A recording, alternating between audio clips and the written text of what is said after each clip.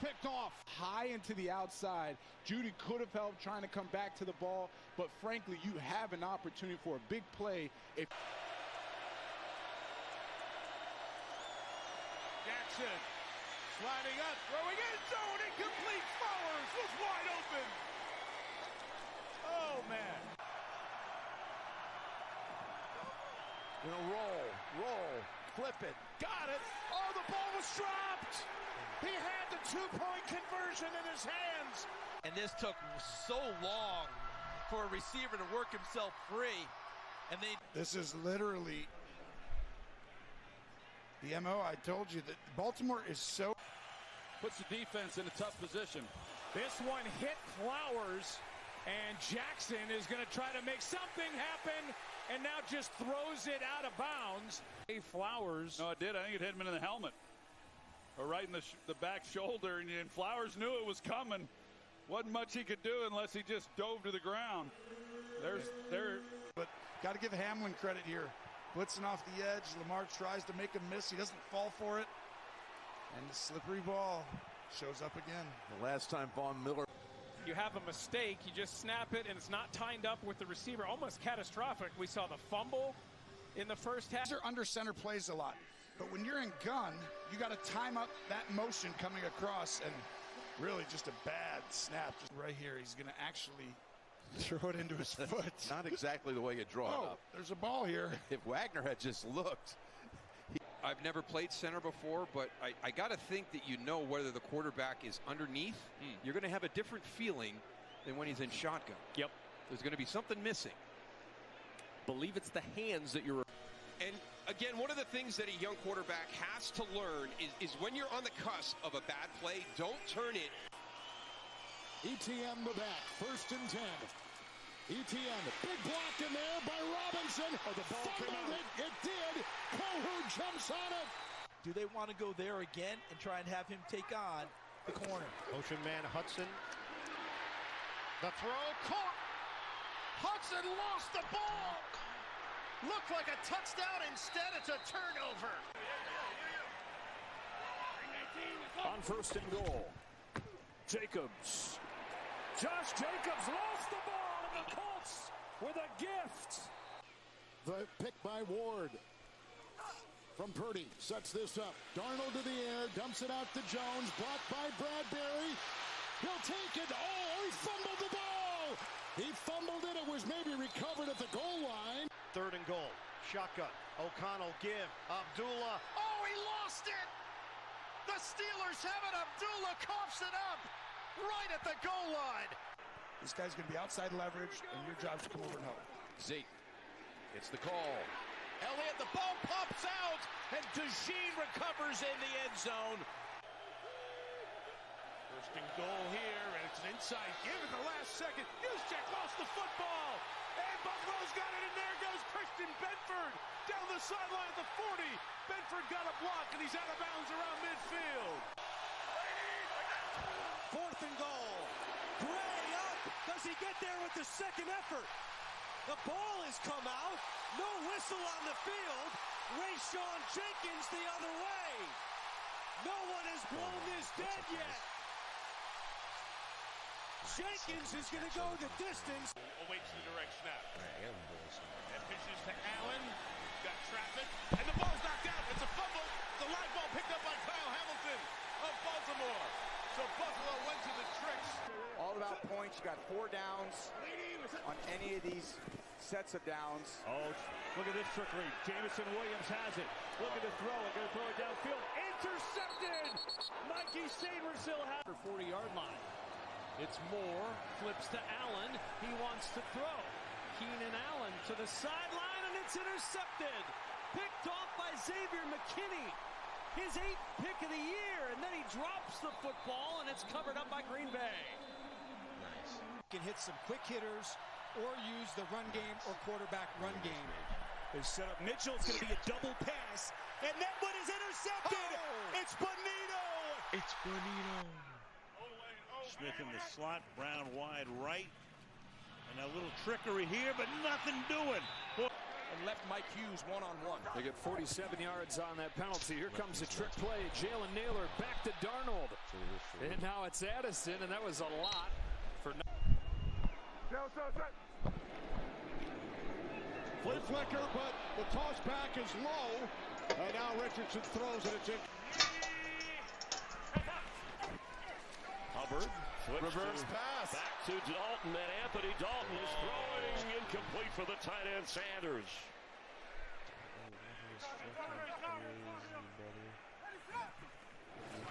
Here's Moore. He wants to throw it.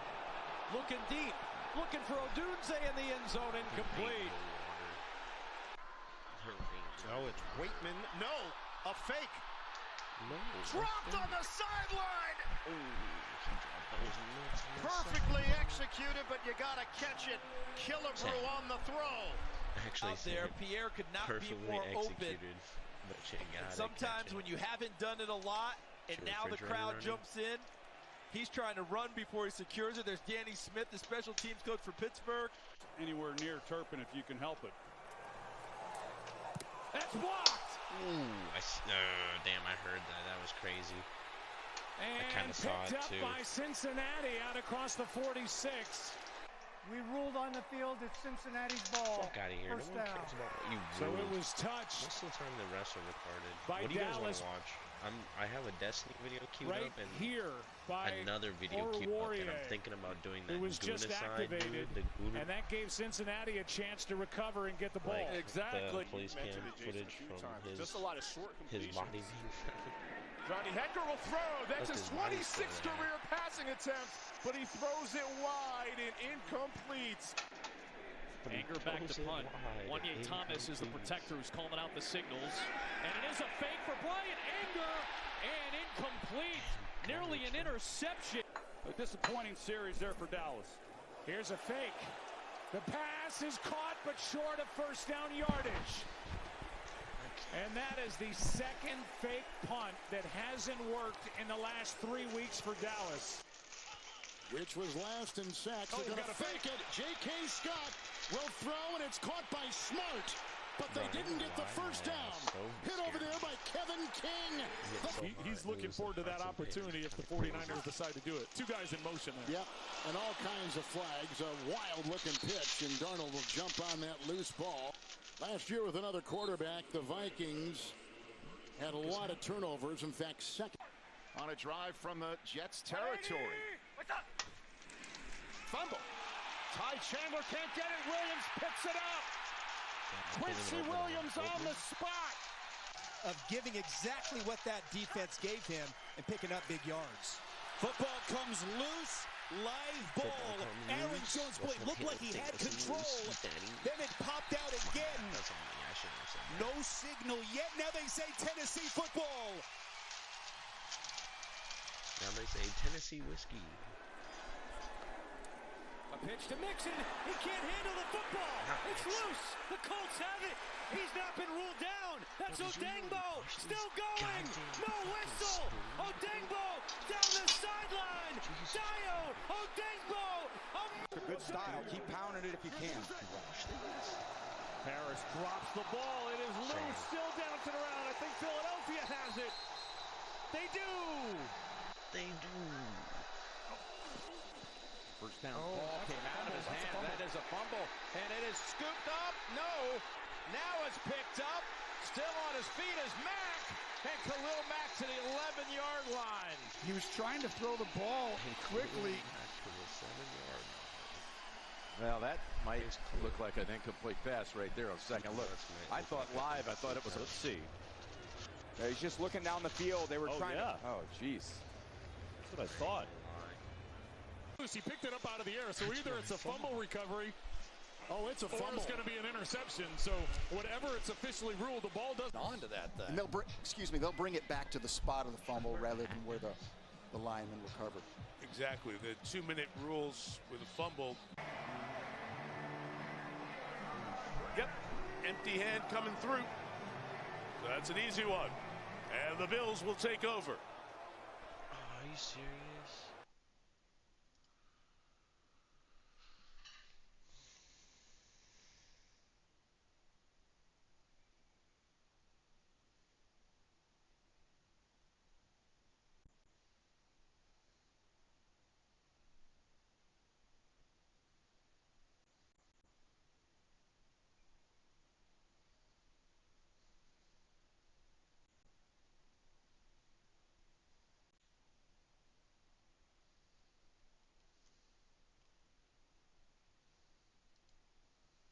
This is me with 4 SAS soldiers. I was hoping that you guys would do most of the heavy lifting. Some of the deadliest men in the world. And you want me to do anything?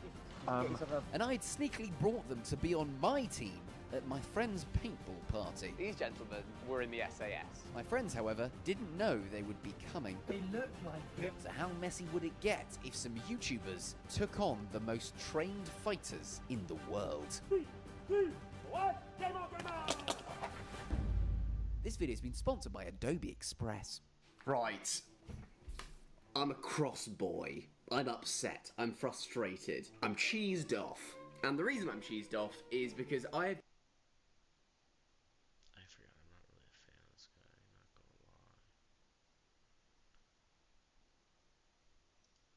gonna lie. What leak? What leak? So, listen, I know that historically we've not covered a ton of Battlefield here on the channel, and that's mainly due to me, in the majority of the last 12 years or so, not willing to really take the risks to branch out and cover other games as much. In the past year and a half to 2 years, I'd say we've tried to consciously upload more and more games beyond just the foundation of what this channel is built on with Call of Duty. And as someone who's played Battlefield off and on since the classics, the prospect of a new game not only scratches that itch of personal interest, but also the itch of wanting to upload more and other FPS content here. So I hope you'll bear with me on this and perhaps even enjoy the content. But today, I think we should revisit an old leak for the upcoming Battlefield title that is, well, interesting to say the least. At the time, it was something that was relatively dismissed, and with rightful reason. Even the original poster said, hey, you don't have to believe me, I have nothing to gain, but, and then went on to list a few things that were both strange and perhaps just what was dismissed as pure hopium.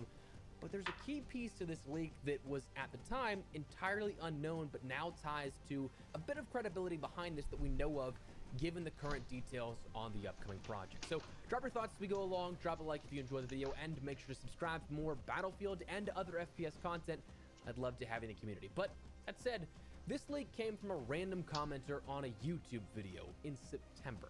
Not a Reddit thread for gaming leaks or anything like that, quite literally a random YouTube comment. But it alleged the next Battlefield game would have great gunplay, really solid gadget selection with a good weapon pool. They said what they played was a super early alpha, and we talked about recently here on the channel how alpha isn't necessarily like block out designs of maps and such, but he did describe it was such early alpha, likely pre-alpha, that it did feature things like pink trees, texture missing type of stuff.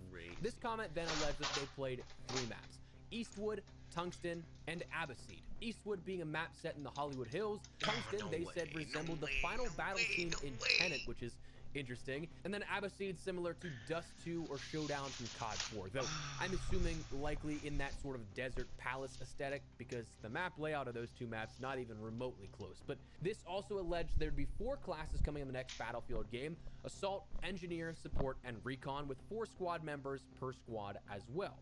It described loads of destruction, with Tungsten being barely recognizable after all the tank shells and explosives were used. Gadgets and equipment included tracking darts. This and the weapon selection, they said, reminded them of Battlefield Bad Company, and the gameplay was back to the classic conflict of US versus Russia and low-tech BF3 and 4 and Bad Company 1 and 2 style of modern conflict. Additionally, it alleged that challenges were seen in this game build that were there for testing things like daily challenge systems. But those challenges referenced MP, Portal, and BR, which is likely referring to a battle royale. So taking these things as a whole and breaking them down in a second, this kind of sounds like a bit of hopium, right? Like, seems like a lot of what people would want. 4 classic classes, destruction, and features akin to Battlefield 3 and Bad Company. And for a lot of time, I feel like it was probably dismissed as hopium because this happened back in September, well before anything was ever leaked and officially mentioned for the next Battlefield game and what it would look like. But here's the kicker and why people are now like, oh, maybe this has some merit to it. This commenter had mentioned the game's codename was Glacier, and well, if, when announced, you were to head over to the Battlefield web pages for labs or even the homepage of Battlefield, then inspected the application assets, like the actual files that made up the web page, you'd see things with a mention of BF Glacier in accordance with the new game. The brand new assets for this as a part of the upcoming rebrand for the next game had the code name mentioned in this. Now, absolutely could be dumb luck or just, again, kind of broad strokes things to say types of things that people were getting their hopes up for. A lot of this could be back to basics guesswork. 4 classic classes makes sense. Destruction, Hot Topic, and a no-brainer to return to larger scale destruction given Battlefield 2042's lackluster on that. But to hit the nail on the head of all of the words in the English language that could be used by these studios to codename their next title, how do they know the code name of Glacier if it was not something that was legitimately happening? Now, what's strange is that this appears to have since been, as of the release of the Labs trailer last week, or perhaps that might be a bit off, I'm recording this ahead of time for when I'm away on vacation, the very same assets as we mentioned have since been re-uploaded and renamed since that. The composition of these site pages now are made up of assets that point towards a more general file name, BF page BG, BF hub page, and so on. Like, here are the exact same files that I had saved, not renamed or anything, straight from that in my backing graphics folder from the day the page went live compared to what it's listed as right now. Why change those names if not to cover up from something that was perhaps about to be discovered or the dots connected? It's certainly interesting. And again, certainly interesting that this hit the nail on the head back in September. So it appears this leak does have at least some level of credibility to it. Of course, as with all leaks, especially early alpha leaks like this, things are subject to change, but those mentioned are certainly a bit of welcome additions to the discussion. And it seemingly just kind of corroborates some of the other information and other leaks that we've seen thus far. A lot of this does sound similar to recent multiplayer leaks for Battlefield that we've seen. The big one, of course, that is kind of the interesting part here is the topic of a battle royale. We've said it before, I'll say it again. I personally think that a battle royale within a Battlefield space is absolutely a no-brainer. It meshes so well to me. Large-scale combat, destructibility, large player counts. The crossover of a Venn diagram just makes a circle at that point. But where it will of course differ is the fact that right now it's rumored to be a free-to-play battle royale, hoping to contend with the likes of Warzone, Apex Legends, PUBG, and Fortnite. So whether or not I can get that foothold in the door there, that's something that only time will tell. But certainly interesting that all of this, apparently from what we saw recently revealed in recent leaks and recent rumors, can be corroborated now with a leak from all the way back in September. Again, pinpointing the exact code name for the game's development. So certainly interesting and maybe offers a bit more to shed light here on what to expect in the future. As for when this is going to sort of give us more information officially, we're still probably a little bit of a ways off. With GTA 6 still committed to later this year, it seems like developers and publishers are giving themselves a bit more runway in terms of avoiding that massive competition, where EA went on record in their earnings reports saying that they're committed to the end of their fiscal year, which is of course something that lasts until April 1st of next year, so that gives them a few months to chill and not necessarily compete with GTA if it is something that they're right around the same tentative launch point. But in terms of marketing, we're still probably a couple of months away, as we normally see with other games like Call of Duty and the standards of the FPS space. But for now, just wanted to revisit that and give a little bit of a shining light on what could be a really interesting and enlightening discussion on what could be happening with the next Battlefield. So that said, that's where we're gonna wrap it up. Let me know your thoughts down below. What do you guys think of this? Are you liking the sound of this leak, and do you think it is something that... Nah, for real though, I'm hyped for this. If everything is true from this Battlefield leak, I'm hyped. It looks so good. It looks so good. I can't lie.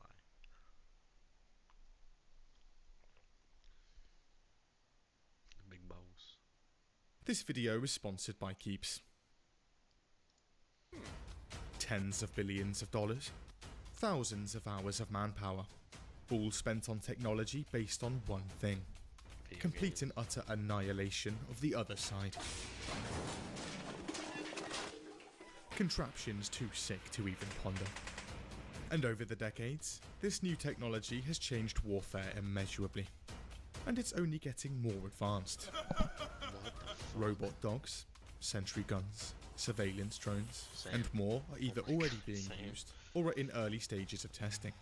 And as a result, the landscape of war is changing forever. And with 20 years of simulating modern combat with complete immersion, DICE sought to give us a glimpse into this future with their next game.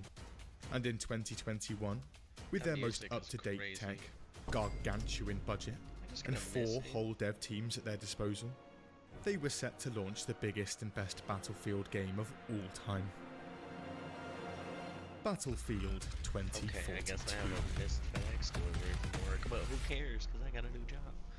I ain't going back to that place. But first, your I hair. gotta go back to that place. There's a chance that over time, it could fall off. Just like it did I to ain't me. giving them a 2-week notice. And 2 out of 3 men will experience some form of hair loss by the age of 35. But wait. I ain't telling my old job shit. I'm Here, just gonna text take them, this hey, kid. left all my Keeps offers uniforms clinically in proven the treatments to eliminate hair loss for good. It's simple. In A Casey's licensed office. doctor will review your details, recommend a treatment plan, be back. and ship the goods to your door every 3 months. Most people start seeing results within 6. My god, that hairline is glorious. But wait, how about paying half of typical pharmacy prices? Or a year of unlimited doctor messaging? That's right, that hair loss never stood a chance. Hair loss stops with Keeps. I think it is. To get 50% off your first order, go to keeps.com/bigboss or click the link in the description. That's keeps.com/bigboss.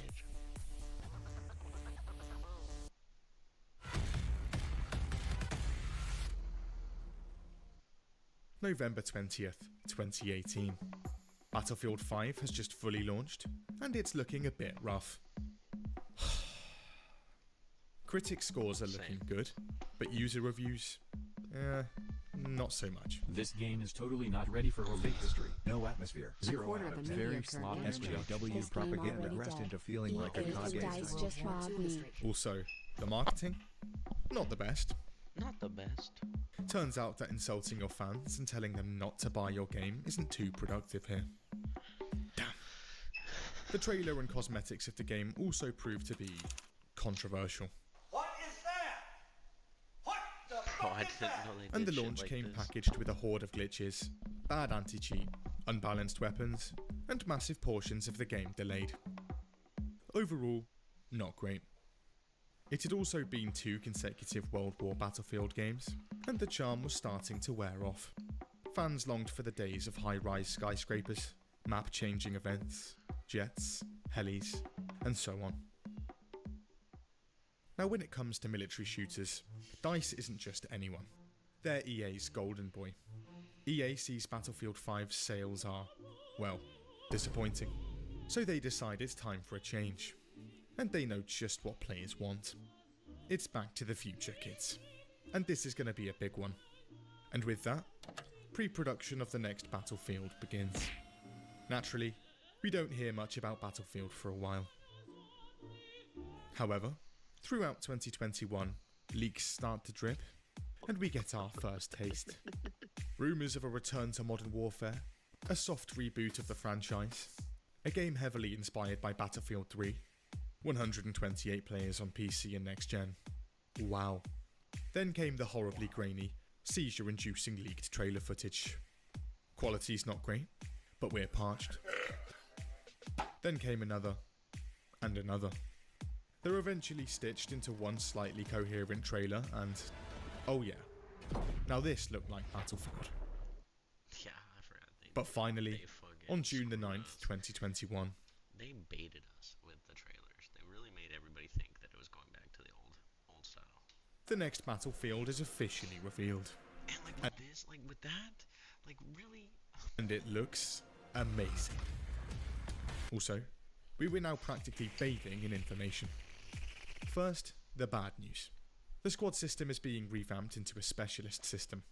Basically, this system sounds more akin to a hero shooter than a classic Battlefield game. This is controversial, but we'll have to see how it plays out. And then there's no campaign. Not a massive loss, to be honest. But that means more resources for multiplayer. Also, a ton of leaks are confirmed. 128 players, massive scale warfare, modern combat, and turns out EA is throwing 4 whole studios at it. They also say that it's way ahead of schedule. Also, there would be 3 whole game sections. All-out warfare, the traditional Battlefield experience, including Conquest and Rush, Hazard Zone, DICE's second take on a battle royale, partly inspired by Tarkov, and Portal, a game mode that includes maps, weapons, and soldiers from classic Battlefield games. Things were sounding great. And Battlefield 2042 was coming out in just 4 months, in October 2021. But then it's delayed by a month. But don't worry, everyone will have a chance to jump into the free beta in just a few weeks' time. Only if you pre-order it. Have some slick shit. It's Friday, October 6th, and at 12 AM PDT, the beta goes online, and the first few players log on. Chaos. Awful player netcode results in rubber banding and abysmal hit registration. The balancing is dreadful. Bugs everywhere. And the game just generally feels off. Also, where was the voice chat? A scoreboard? Anyone? What the hell is even that? This was looking real bad. Redditors take to the streets within hours. But DICE has an announcement. Gentlemen, relax. The build for the beta is a few months old. They tell us. The current build at DICE is in a lot better shape, and a ton of issues have been fixed. There's nothing to worry about. Redditors rejoice immediately. Thank God. The game was going to be fine. Phew, that was a close one. And now the wait for release begins.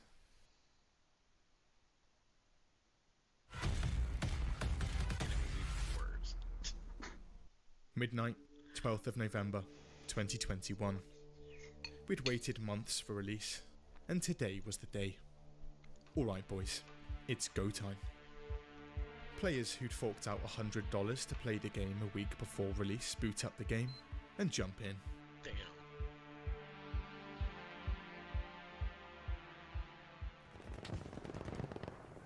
Remember boys, no pre-orders. What the fuck is this? No pre-orders for any new games, especially EA, Ubisoft, and fucking Activision. Piece of shit.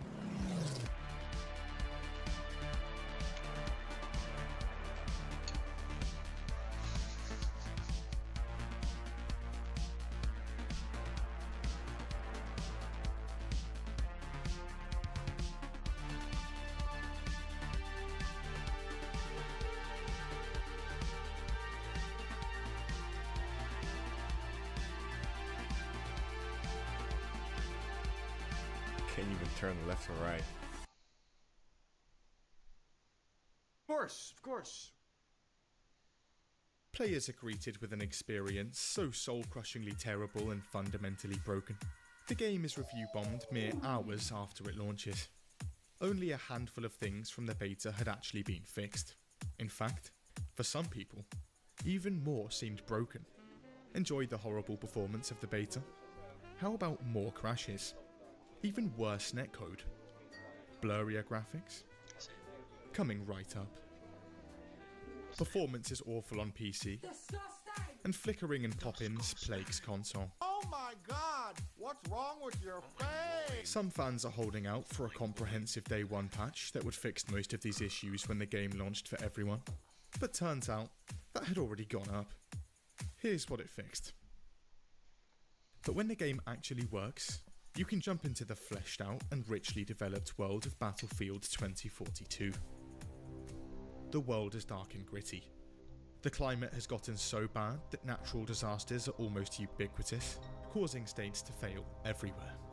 Millions are starving, left without a country, and fighting a constant resource war worldwide, causing Germany's bankruptcy and... Wait, hold on. There's no campaign, so literally none of this matters at all.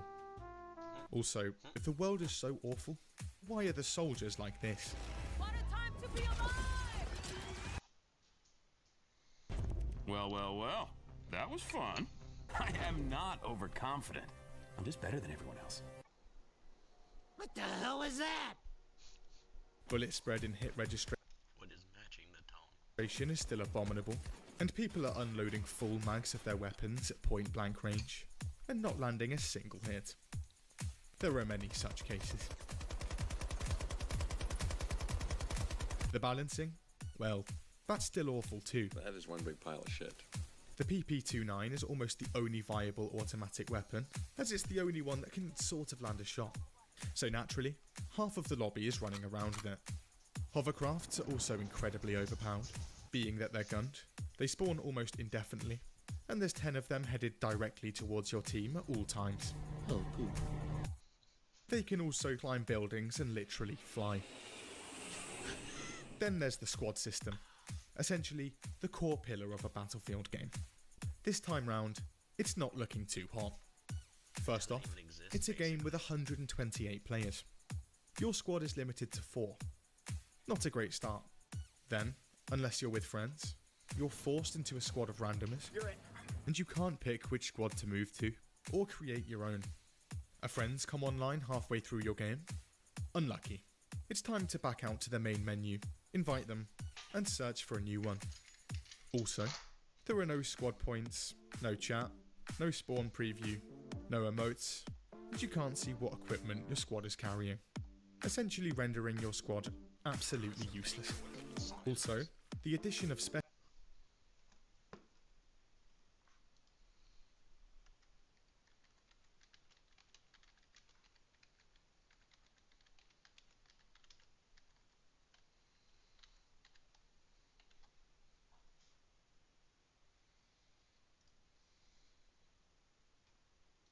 specialists means classes are now a thing of the past, making team play It sounds like bloody beetroots. even more redundant. The specialist system also means that players on both teams look exactly the same. Didn't see that tiny friendly dot above your teammate's head? Unlucky, son. Maps in 2042 are abhorrently underdesigned, and around 70% of the lobby are concentrated on a couple of flags, leaving about 4 players on any other objective at any given time. This is in a game of 128 people. The map size 12 minutes in. I feel like it's gonna be Loopster. I feel like that's it right there. For some reason.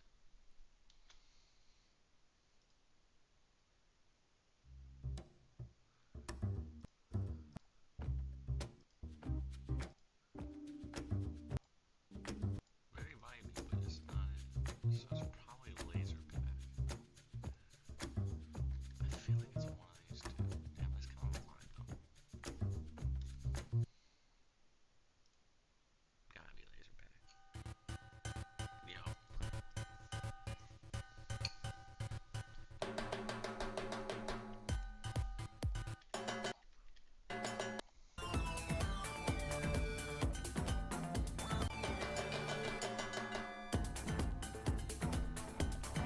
It's not this one either, but this is a banger too. What the fuck?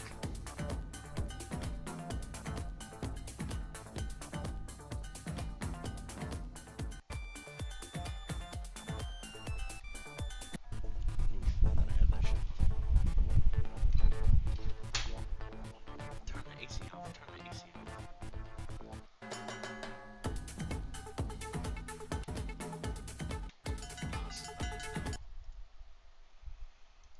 also results in running even more redundant. The specialist system We gonna find it. He listed all the music, so.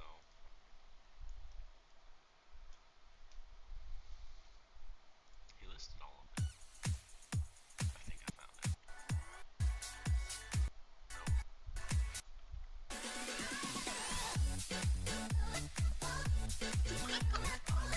Hold on.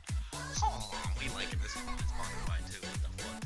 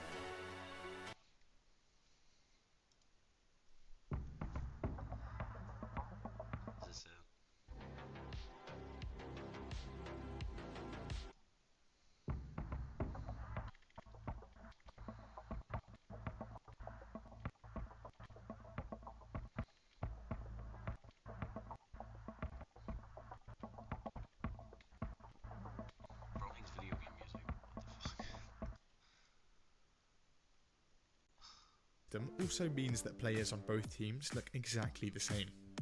Didn't see that tiny friendly Then there's the squad system, essentially the core pillar of a Battlefield game. This time round, it's not looking too hot. First off, it's a game with 128 players. Your squad is limited to 4.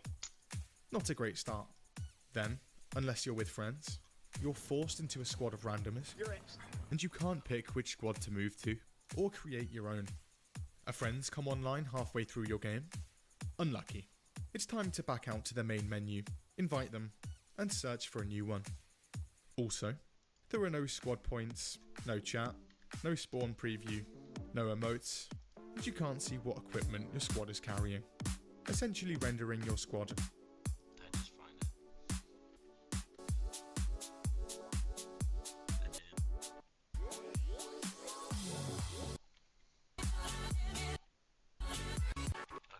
He must be just looping this first part here.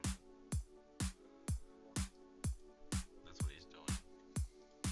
He's just looping that first part. Unlucky. It's time to back out to the main menu, invite them, and search for a new one. Also, there are no squad points, no chat, no spawn preview, no emotes, and you can't see what equipment your squad is carrying, essentially rendering your squad absolutely useless. Also, the addition of specialists means classes are now a thing of the past, making team play even more. This might not be it either. This is a little too light. It's definitely a Payros song though. Why don't we do Intense by Payros? Payros. Let's see here. I feel like it's getting closer to this.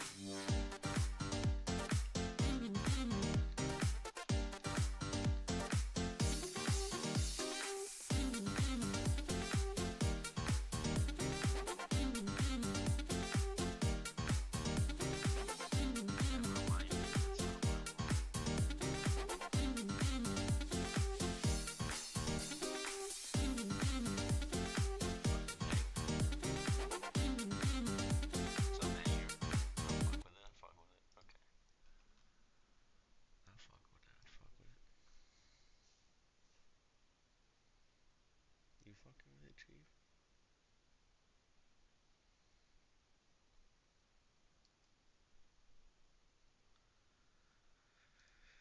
I lost my chats. There we go. Bring them babies back. Turn the TV off. Turn the TV off.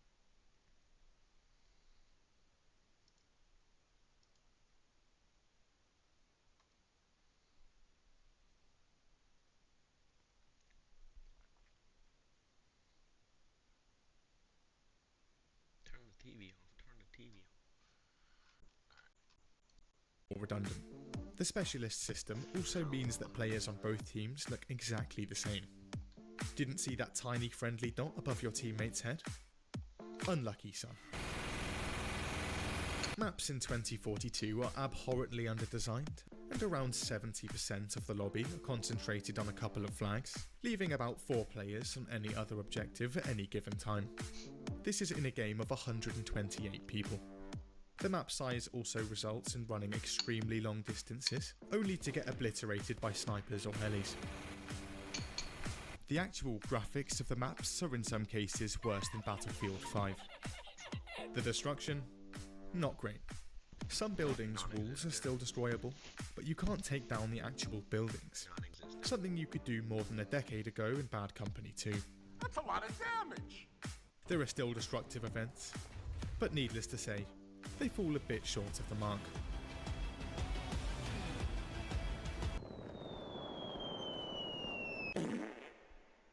The content? Where is it? This game has a total of 22 weapons. Battlefield 4 had 83.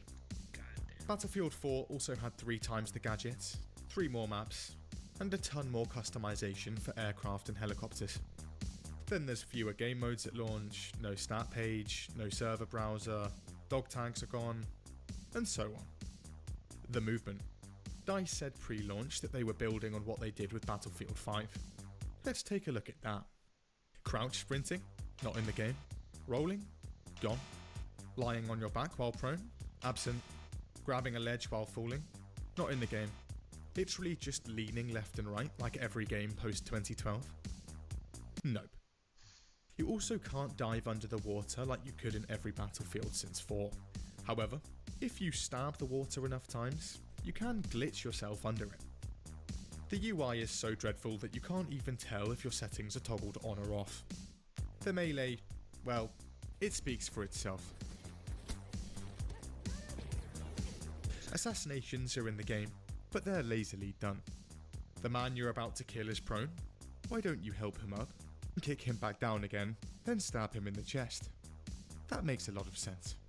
DICE added AI bots to the game to pad out lobbies and make sure they're never dead. One issue: they're absolutely moronic. I'm gonna be honest with you. I'm kind of retarded. And lastly, there's still no stat page, voice chat, or even a scoreboard. Yeah, as far as I know, they never fixed that. And all of I know they never ever fixed that, which is, I want to know how I did. I want to hear my teammates. Like, that's a big part of Battlefield, and it's like the fucking developers forgot that. That was just the actual game design. Then there were the bugs. Are those my footsteps on dry concrete? Why is my gun fire? Have you guys seen that new show, American Primeval, on Netflix? It's about like the Mormons settling Utah and basically how horrific they were. It's a dramatization, obviously, but like, I was doing some like looking up shit. There's a lot of shit that happened for real. Like, I think it's called the Mountain Meadows Massacre, where Mormons really dressed up to hide their identities and like hired some Paiute and went and like massacred a whole French like camp, like 128 people, I think, or something like that. Firing blanks. Did you just die with so much as a toe touching a wall or rock? Sorry, pal. Nothing I can do. You just parachute down from the sky?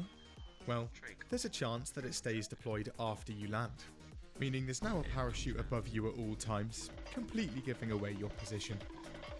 Vehicle physics are slightly broken. Helicopter hot landings are hot. Every time you jump on feed a my tank dog gun, real quick, it's so jittery so you might as well be sat directly on top of Less the than engine. 30 seconds. By the way, you can actually shoot yourself with that gun while getting inside. Nice. Then there's the random people frozen all around the map, no hit detection on buildings, flying across the map using a ladder, and so on.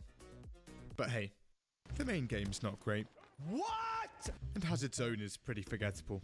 But at least Portal mode is decent. Wait, what's that? Portal mode was the the only ability good to part, earn but XP even from then it has been removed trash. because of people boosting. That too, I forgot about that. That was enough 2042 for one day.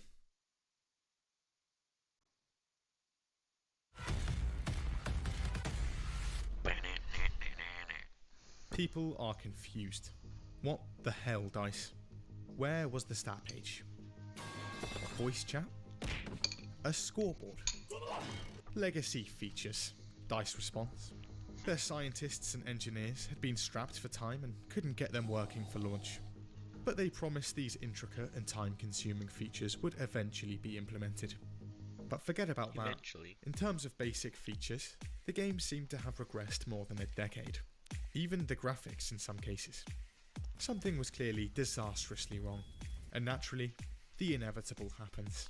What was a strong start with over 100k players on Steam soon starts to dwindle. Within a single month, the game falls below Battlefield 5's player numbers. Player numbers get so bad that cheaters literally discontinue selling their own cheats because of it. Damage control mode was now on. DICE devs gather round. What do players want? What do they... You know you fucked up when cheaters of the game give up. Need. What about skins? Steve, draft us up a Santa Claus outfit. That looks amazing. Jeff, whip us up a medieval knight, would you? Day of the Dead Man. Baz, get on it. What about a clown skin? A clown. Perfect. Perfect. These skins end up getting leaked ahead of their launch, and the backlash is so bad, DICE is forced to drop them. A series of DICE tweets also stokes some fires. First, a DICE employee tweets about fans' brutal expectations. A stat page, voice... I wonder why. Maybe it's because it's a storied franchise. Maybe because there's a reason to have expectations from a franchise like Battlefield. Maybe. Chat, basic squad mechanics, a mid-game scoreboard. Brutal indeed. A pre-launch tweet where a DICE employee says that the game was in a solid state and that it wasn't his first rodeo also gains notoriety. So in a shocking twist, the developers of a released AAA game rush to actually finish their game. November 24th, patch 2 is released. This addresses the crazy bullet spread on most weapons, as well as addressing some other balancing issues. 2nd of December, patch 3 is released. This brings UI improvements and more balancing changes. Also, the scoreboard was supposed to release in this update, but that's been delayed. Scoreboard! Also, Season 1 of the game is delayed till summer, a full 6 months after launch, as DICE are so busy actually finishing the game. March 8th, 2022. It pisses me off when patch 3.3 is released. Basically just after months of work, DICE's finest engineers and top talent working around the clock, billions in R&D, and unprecedented resource allocation, DICE had cracked it. And at the UN General Assembly, my God, nothing short of a miracle. April 18th, patch 4. It had taken 5 months of work post-launch, but now DICE's quantum mechanical scientists are on a roll. First the scoreboard, now they'd cracked something arguably more impressive. Multiplayer voice chat. Which one of you motherfuckers called my mom gay? Same. Everybody type in the chat, Alex is a stupid... DICE goes on to win multiple government communications contracts, and everyone on the team is nominated for Nobel Prizes, respectively. Oh, and after this patch, those physics-defying hovercrafts should no longer be flying through the stratosphere. Despite these cutting-edge advancements, almost no one is actually playing the game. Over 100,000 have actually signed a petition to get it refunded. But on June the 9th, Season 1 is finally released. Version 1.0. Finally, what DICE considered a full game. 7 months after launch, and Season 1 adds 1 map, a specialist, 2 guns, and 2 helicopters. Compare this to Battlefield 1's first DLC that included 4 maps, 2 operations, a new mode, 6 new weapons, 2 tanks, and a new class. Despite the lack of content, this does revive the player base somewhat. Season 1 also includes a ton of patches, one of which fixes the bug where landing your helicopter at the pace of a falling feather would result in instantaneous explosion. Plans to rework maps and classes are also underway.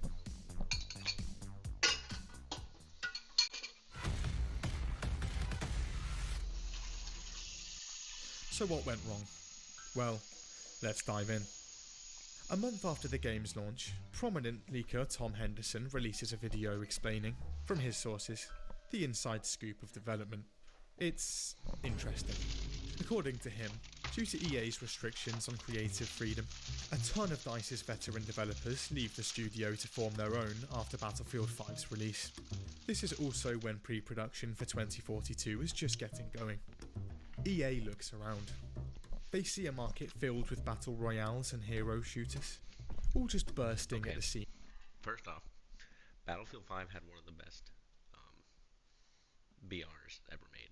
People just didn't give it a chance. Teams with money. They want in. And they think Battlefield would be perfect for it. Their game plan is simple. Listen lads, see all that popular stuff out there? Do that. And DICE gets to work. In February 2019, Respawn's Apex Legends releases and basically starts printing EA money straight out the gate. EA likes. So DICE takes a bit of inspiration. And in late 2019, a battle royale setting and the concept of specialists are born. Now there are a few problems surfacing. The first up being the game.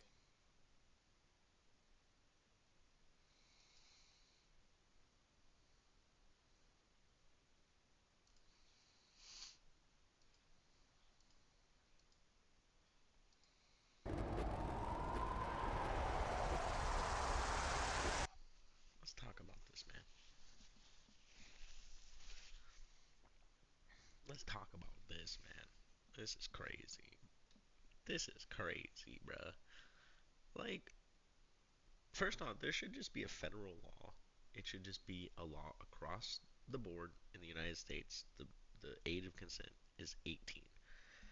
I'm tired of all these states with these, like, oh, it's fucking 16, it's 15, it's this and that. Like, no. It should be 18 from California to New York to Florida to Washington, like 18. Like, this shit is like, and the fact that some police don't even charge people for this shit because it's like, oh, the way they got him, the way the sting operation happened. Like, fuck you. They provided you evidence. This motherfucker was here to meet who he believed was an underage person, and you're like, nah, get the fuck out of here. Nate Harris, a former D1 defensive end for McNeese College. Usually a good defensive end goes and sacks the QB, but today Harris is trying to sack a little girl wearing the number 13. Crazy. On today's explosive episode, we make some shocking discoveries, almost ruin our whole operation. I don't know, like I'm thinking about just canceling it because I don't know anything about this ride. And we made sure to get our steps in as well. It's not a race. It's a marathon. He's over by he's at the Walgreens right now. He's so at the sit Walgreens back, right now. relax, hit that like button, subscribe, and share today's episode of EDP Watch.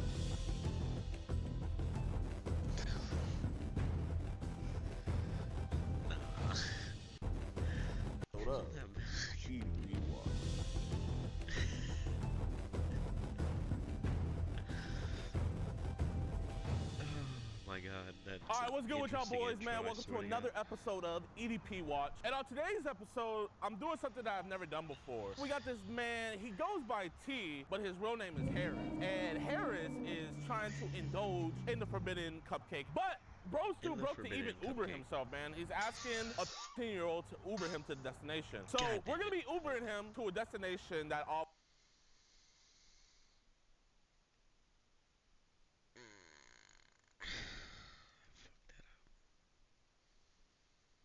I fucked that up a little bit. I'm trying to record this, so my bad, chat.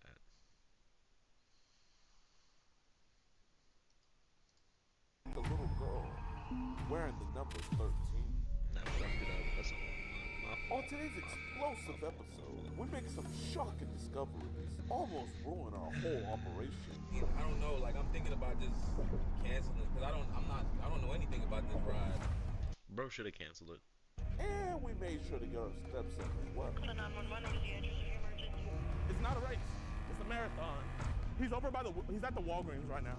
And also, ain't no way. Yeah, Gideon definitely had to be in a car because his big ass ain't chasing nobody down. So sit back, relax, hit that like button, subscribe, and share today's episode of EDP Watch. Okay, I'm sorry. Y'all already seen this intro. Alright, what's good with y'all boys, man? Welcome to another episode of EDP Watch. And when did he get braces? I forgot he big got braces. Today's episode, I'm doing something that I've never done before. We got this man, he goes by T, but his real name is Harris. And Harris is trying to adds the Spider-Man 2099 is crazy. Indulge in the forbidden cupcake. But bro's too broke to even Uber himself, man. He's asking a 15-year-old to Uber him to the destination. So we're gonna be Ubering him to a destination that obviously arrests. Shout out to Cleveland, Texas. And not only that, but we're actually gonna have our security, Mr. Jimmy, be the Uber. So he's gonna be with our security the whole time. We're gonna have a hidden camera inside, recording him and everything. I'll probably post that whole like Uber ride on edpwatch.com and obviously the Go pay for edpwatch.com, I guess. See, that, I would. You know what I mean? I would do it, but I have to be careful streaming it, because I know, like, this motherfucker already got to take his shit off. Like, you know what I mean? So it's like, damn. Uncensored version, and I'll also be posting the extended uncensored version of this video and the uncensored chat logs on edpwatch.com. The funny thing about this is like none of our decoys really know where T came from, but after letting him know that we were he let us know he don't care about any of that. And after doing a little bit of research on him, I figured out that he used to be a collegiate football player. So it's just sad that he's taking that talent for sacking the quarterback to now trying to sack minors, you know, just very tragic. We're about to and it's probably a minor. Bro, he's trying to sack minors. It's crazy. I'm gonna pick him up and everything, but I don't think he's gonna like this cupcake. Yeah, I'll be there in exactly 3 minutes. Uber, come on in, man. Are you a silver Chevy too? Like, I don't know what state they're in, but it doesn't matter.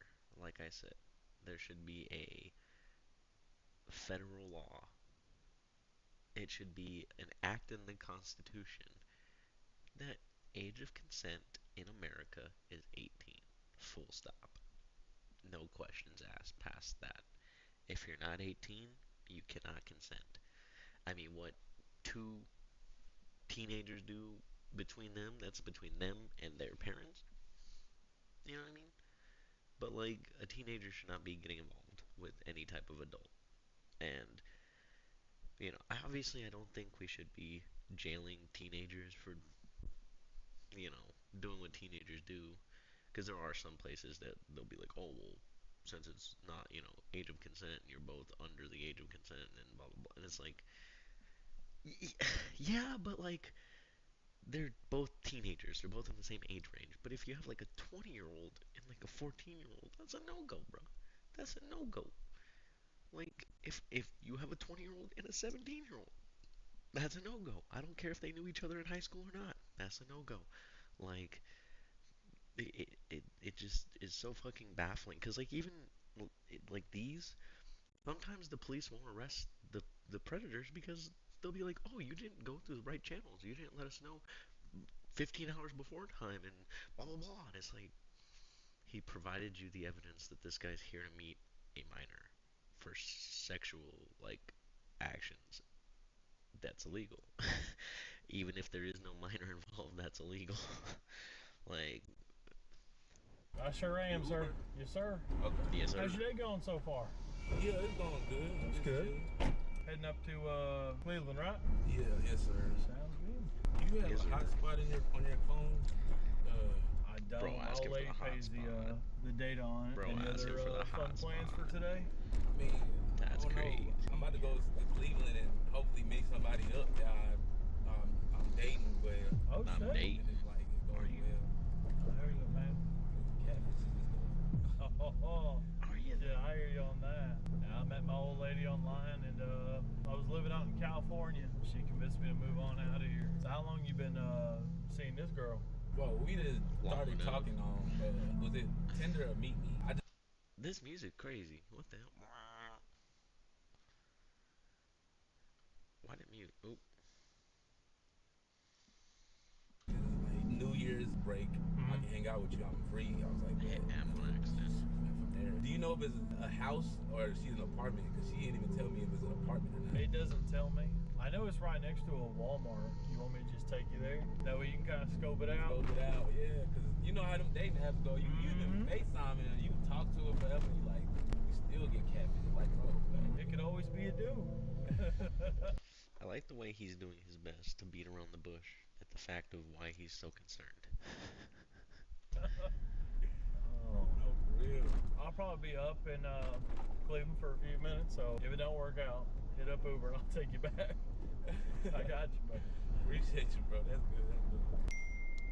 I'm so sorry, man. My humble blew me up. I feel like if he...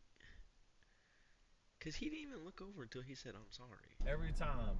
I feel like he just made it more suspicious by doing that. Because now he looking again. He looking again. He like, what the fuck? Go to work. He's like, get on the game. Get on the game. Like, dude, I got a cruise, bro. You seem pretty in shape, buddy.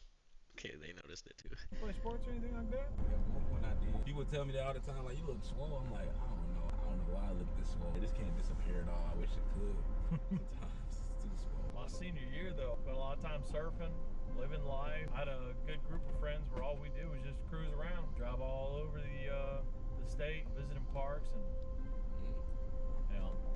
Is it like is weed legal out there? Like, bro, it's so strict out here. Like, I honestly don't think it's fair when it comes to like imprisonment. I actually gone to jail for like a possession. He got a bald ass head. I thought he at least had some braids or something under there. He just got a weirdly shaped head. Oh no, brother. Oh no.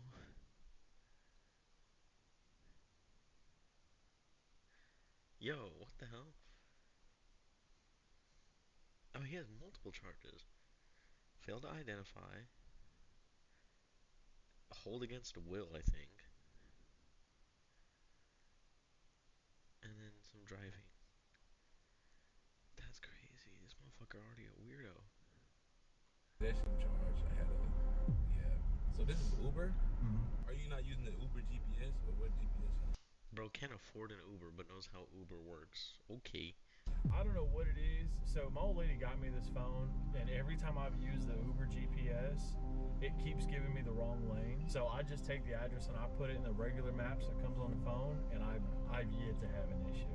Okay. She gets real weird with technology. Like, she'd be the type of girl to be like, man, don't update your phone, like shit like that. She's like, all right, man, the grip's good. That's why I'd be scared too. The grip's good is crazy. I think people be trying to set me up, but I be thinking this is a joke. I be like, risk taking. Let me see for myself, you know, because through the phone, you can it's just like, what am I doing? Like you don't know. Yeah. Hey man, I wish the best for you, man. I've picked up some people that have had some pretty heartbreaking stories. You know, dude gets in my car and he's all out of breath. He's telling me, he's like, man, I met this chick on Tinder, and she was 17, and I'm 23, and I'm like, she was trying to trap you, bro. How's she gonna get you? How does that work? Man, women always be out here fucking lying. For ID. Honestly, I'm the type of person not. You never know. This generation, there's something else. There are a lot of this generation.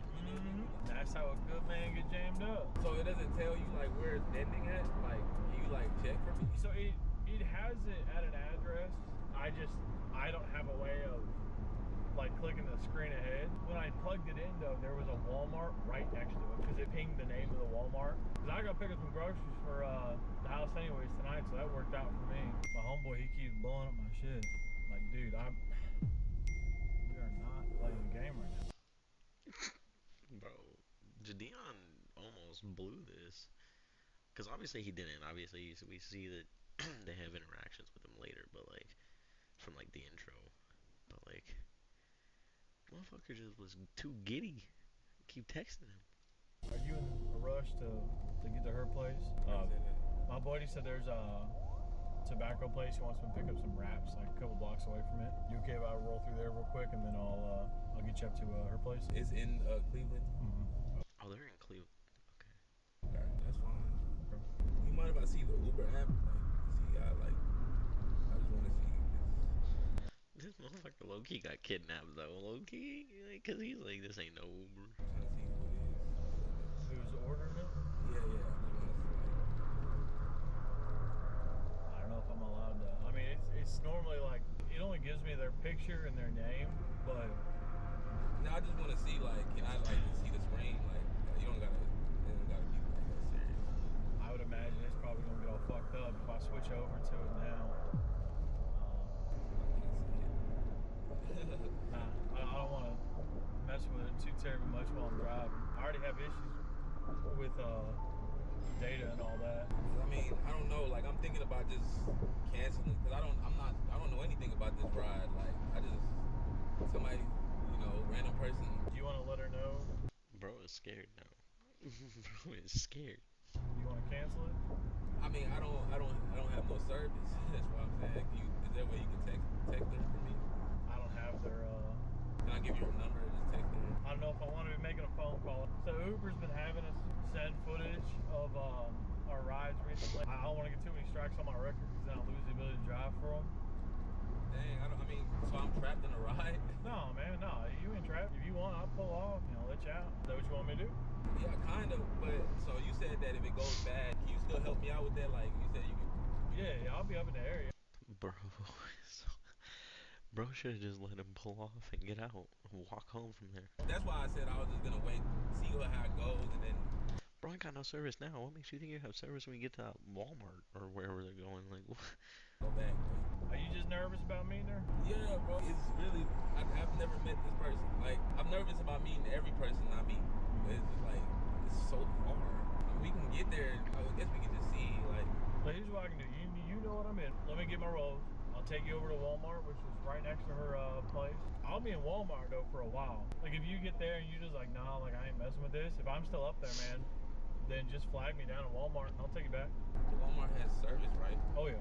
I'm sure you're going to have a good time. Or... This motherfucker need free Wi-Fi. That's what he mean by service. He ain't got no service because he ain't got no Wi-Fi. Motherfucker. It'll be crazy and I'll get you out there. You may get there, man. This may be the woman of your dreams.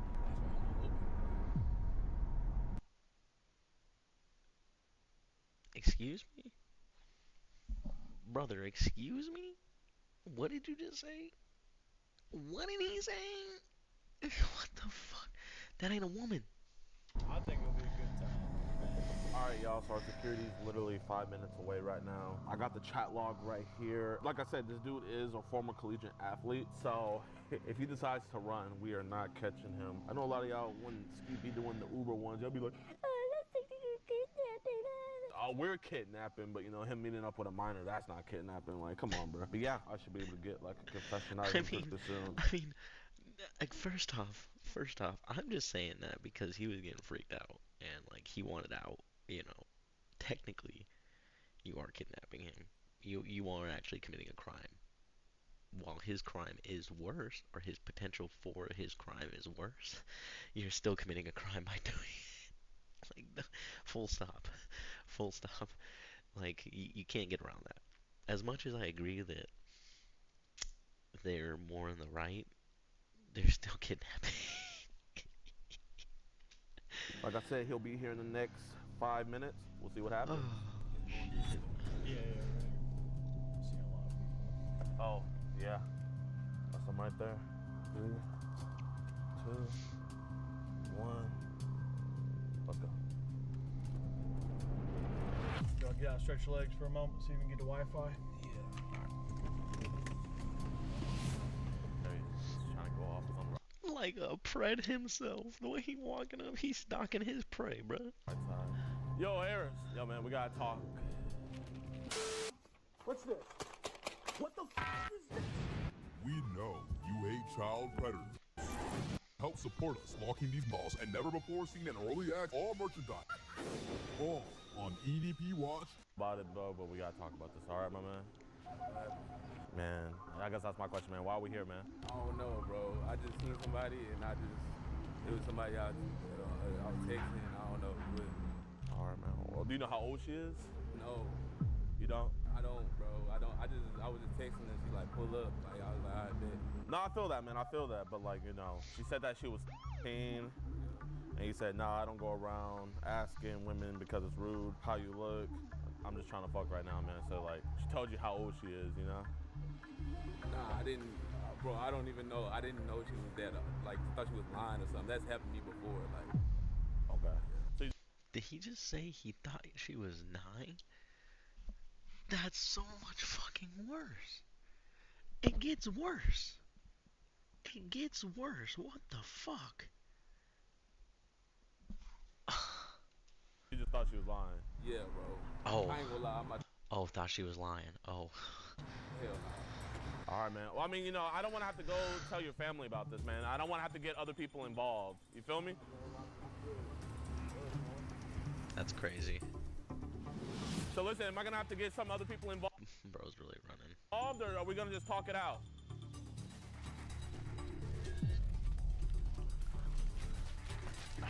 Get your big ass in the car, Gideon. Get your big ass in the car. Yo, slow down, Eric. It's not a race. It's a marathon. Go around the other side, Jimmy. No, his ass actually kind of keeping pace, though. Just go get your car. 911. I'm about to say, why the fuck? Y'all should have been in the car. I was gonna say, he's kind of stuck, too. He ain't got no service. Like, he's stuck. Yeah. Brookshire right now. There's an individual here. He came to meet what he thought was a 13-year-old girl. He's like running away. Can we get a authority? He's running away. Yeah, I see him. Okay, now we're at the Southside Bank. North College and East Crockett. Over by CPC Medical Plaza. And now he's like walking across to the front of it. Here, I'm gonna just follow him. Drop me off here. Okay. Should have just kept in the car, bro.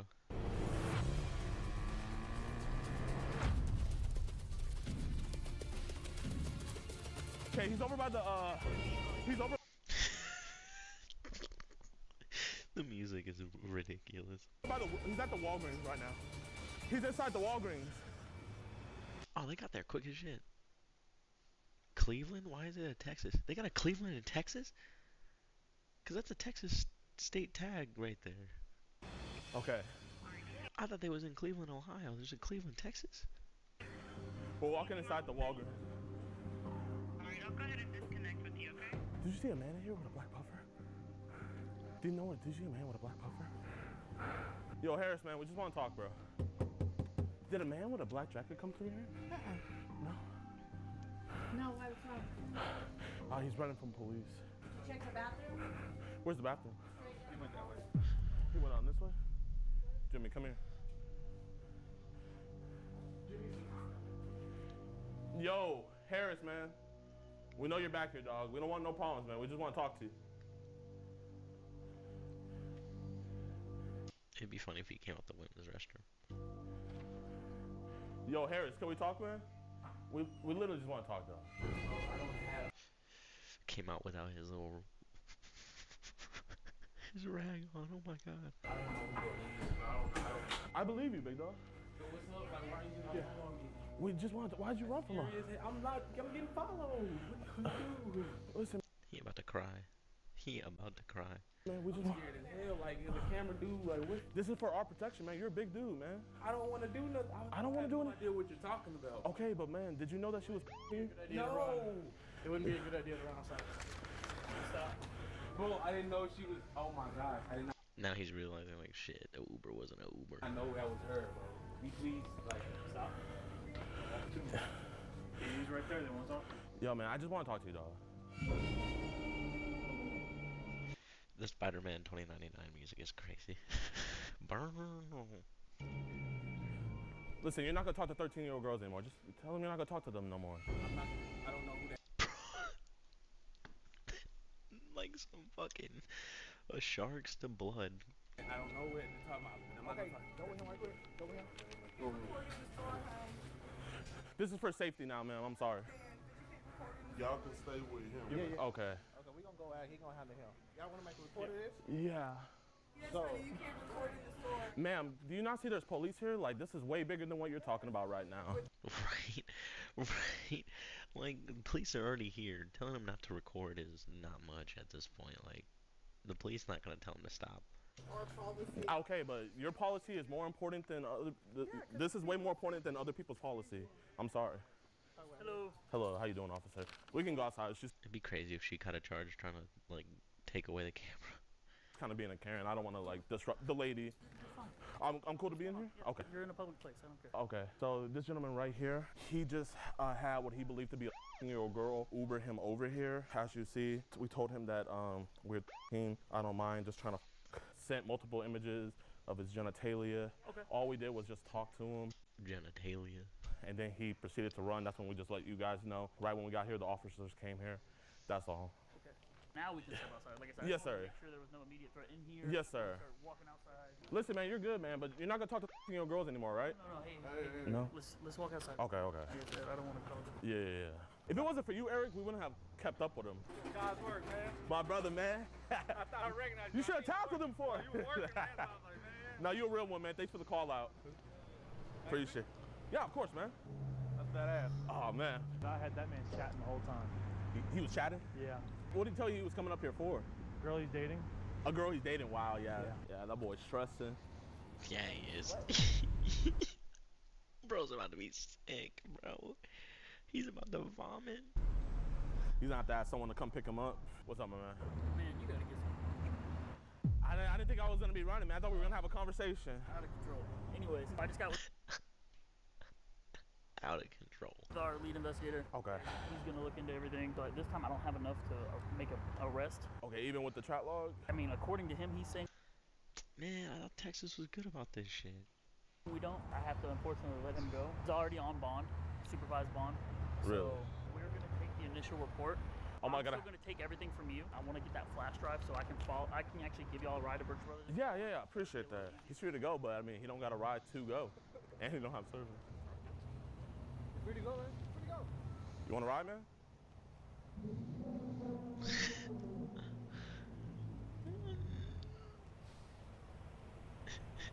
It's like that meme, bro. The one where he just looking at him. You know the. It's like that meme. When that's that meme. I think it's two black dudes and one of them circling, and he just like looking at him. It's literally what he's doing. Oh my god. Oh my god.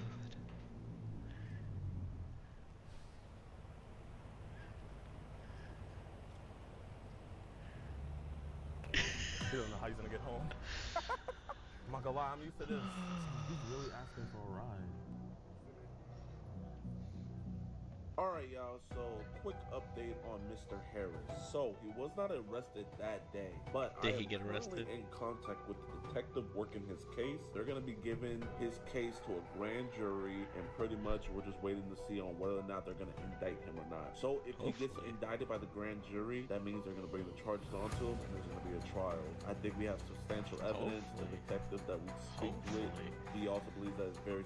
I hope to God there's a trial. Substantial evidence, so he is most likely going to be indicted, and when he is indicted, that's when, you know, charges are going to be placed against him. So right when that happens, I'm going to let you guys know. Also, Mr. Harris, when he got back, he actually had to walk an entire day, and I'm not over-exaggerating. Bro, I had to walk back home. Takes over like 9 hours to walk back from where we dropped him off because he didn't have cell service. He doesn't have any friends. Bro couldn't even hitchhike. out here or anything, so he had to walk all the way back from Cleveland, Texas to Houston, Texas. He hit up our decoy account and he sent this to me, and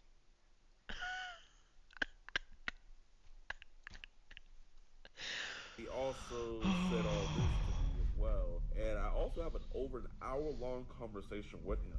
You getting killed, bro, on my mama is crazy. So, if you guys want to hear that conversation, let me know. I might post that on the website. But yeah, definitely very proud of this one. Fully confident that he will be indicted. And I also am fully confident. Bro, sounds sick. That he's definitely watched this. So, it was good, Harris. So if you guys enjoyed this video, man, be sure to hit that like button, subscribe, share. We're going to be trying to get you guys 2 videos a week. Working very hard for you guys. You guys know how much work goes into this stuff, man. So all you guys' support from subscribe, put down it. Alright, that's it for this one.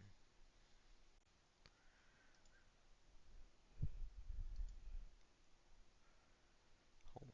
I'm going to use the restroom real quick and make another cup of coffee. Why isn't nobody chatting in the chat, man? We got like 3 viewers on Twitch, a couple viewers on Kick. I don't know about YouTube. Get the chat going, man. Get the chat going.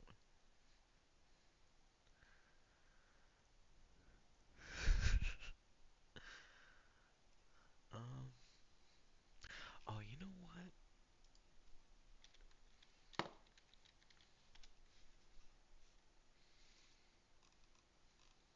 Where's the police body cam?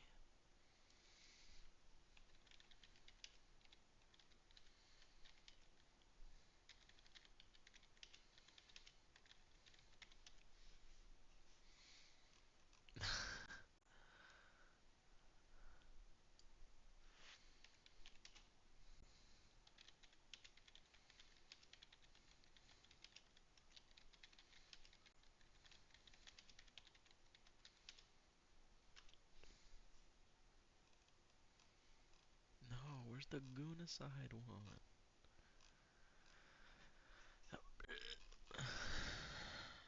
Bruh, hold on, I gotta look for it now.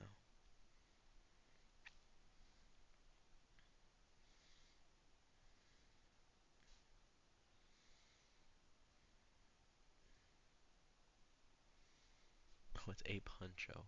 It's an Ape Huncho video? No way, brother. No way, brother.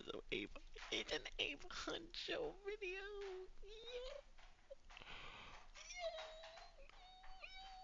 It's gonna be a banger.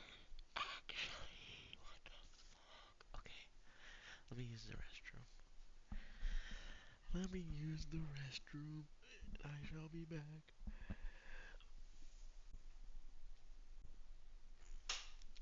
What's up, guys? To the new viewers that just came in on Kick and Twitch, I will be right back. I'm gonna use the restroom, make a cup of coffee, and then we're gonna. What's up, Abda? How you doing, man? I'll be right back. I'm not going anywhere. But what's up, man?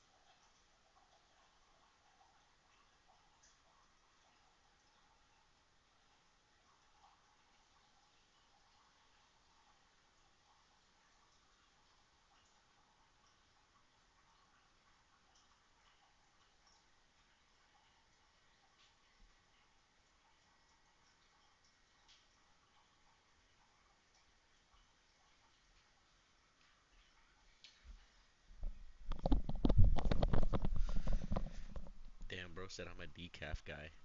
Interesting. Interesting. I can't do decaf. I need all the caffeine. Don't decaffeinate shit around here, my dog. We need all the caffeine. It's almost done. I can hear it. Just gotta wait for the.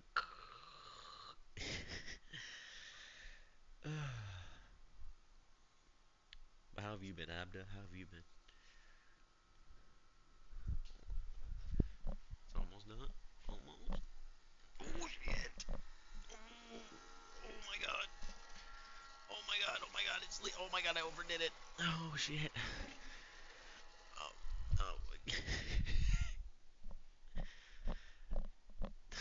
I overdid it. I put too much. Fuck.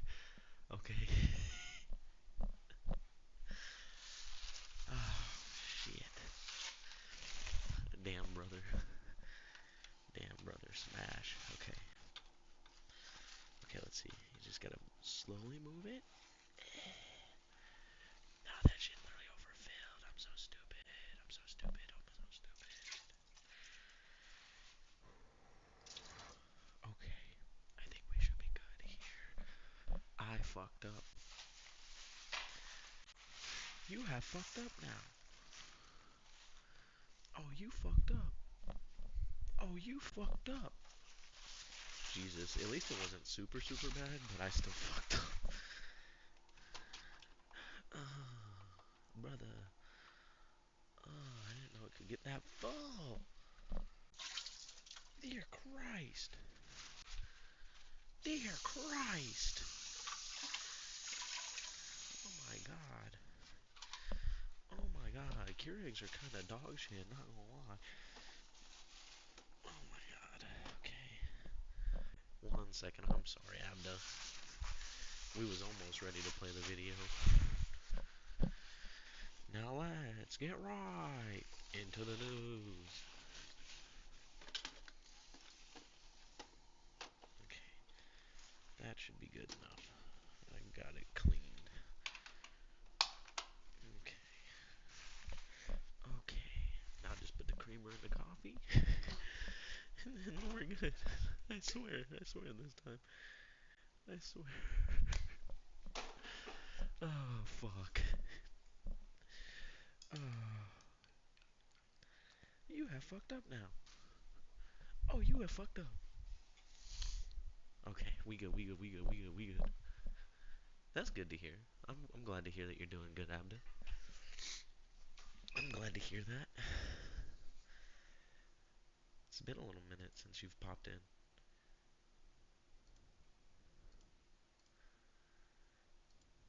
Alright, let's get into this. This is about the guy that came to that Bikini Bean. The kind of bikini barista bar. Oh. Free Palestine all day every day. There it is. Free Palestine. But yeah, no, this is about the guy that went to the Bikini Bean and had his pants down. I guess he was masturbating, but I only saw it from what I saw. It only looked like he had his pants off, but you know, we didn't see what the girl recording saw, so. Like someone posted something on Twitter, which caused. Bro, I'm mad because they had a whole they had a whole candlelight vigil for this dude, and I missed it. I literally drove by it the night it happened. I was like, what is going on there? Like, I literally used to live like right up the street from where it happened. Him to react this way. His brother was calling him on the phone at 4 p.m. and saying, "Pull up, I love you." Wife sends him the GPS of where he was. He comes and sees this. So, what is this video about? Like, what are they saying to him? I don't know. It's basically. Do you think that caused her to react? Or? I don't know. She said he'd been acting funny for 2 days. This was just posted 6 hours ago. That post you're talking about? Yeah. So I could go show him, please. My brother-in-law found out where it was. They're talking to the manager that's there now, and they confirmed the lady that was in the reflection of the car is another manager that works there. Okay. And this is the address. On January 11th, 2025, 27-year-old Nautica Malone traveled to the Bikini Beans coffee shop in Tempe, Arizona, and what happened when he arrived would quite literally go viral. The establishment, just like the... I think it literally went viral within an hour or something like that. Like, it went viral so quickly. Like, I think it went viral before he actually killed himself. Like, because he killed himself the same day, from my understanding. name suggests, sees the baristas wear a bikini while serving customers. According to founders Regina and Benjamin Lyles, they wanted to create a unique concept that would separate them from competitors in the area, and it most certainly did. But sadly, in recent years, the concept has attracted some unsavory characters. In early 2000, I'm not gonna lie, I've been to this exact one, the one that it happened at, and like, they have good drinks. That's the main reason I went. I'm not gonna lie. Like, I lived by it for a year and a half before I even ever decided to go to it. But like, the dudes you see there are crazy. Like, you could tell that they're just like itching for a chance, and it's like, brother, it's like a strip club. Like, they're not gonna fuck you. Like shit. 2023, 24-year-old Raul Mena went to the Goodyear branch and ordered a coffee. As one of the... It was not in Goodyear. What? It was in Tempe, dumbass. First off. Second off, he was 24. 24-year-old Raul Mena went to the Goodyear branch and ordered a coffee. As one of the employees was about to take a payment from him in the form of a $20 bill, she noticed that he'd been sitting there with his genitalia exposed. He then quickly fled from the scene. Police eventually caught up with him and he was charged with indecent exposure. As a recording... The police caught up with him? See, it makes sense because there's police up and down Scottsdale Road where it happened. But it's like, damn, I didn't know they got to him that fast. In this video, I can't find any updates into that case. It's clear that the other branches... There won't be any updates to that case, he's dead. were made aware about this situation because when Nautica arrived in January of 2025, employees were more prepared. Hi, how are you? Good. Have you been here before? Brother. This guy is so, he's so cooked. Like, can I get, please don't report me to the cops, please. Yeah. Sir, you need to leave. Unacceptable. Unacceptable. You need to leave. Call 911. Nah, but for real, he need to leave.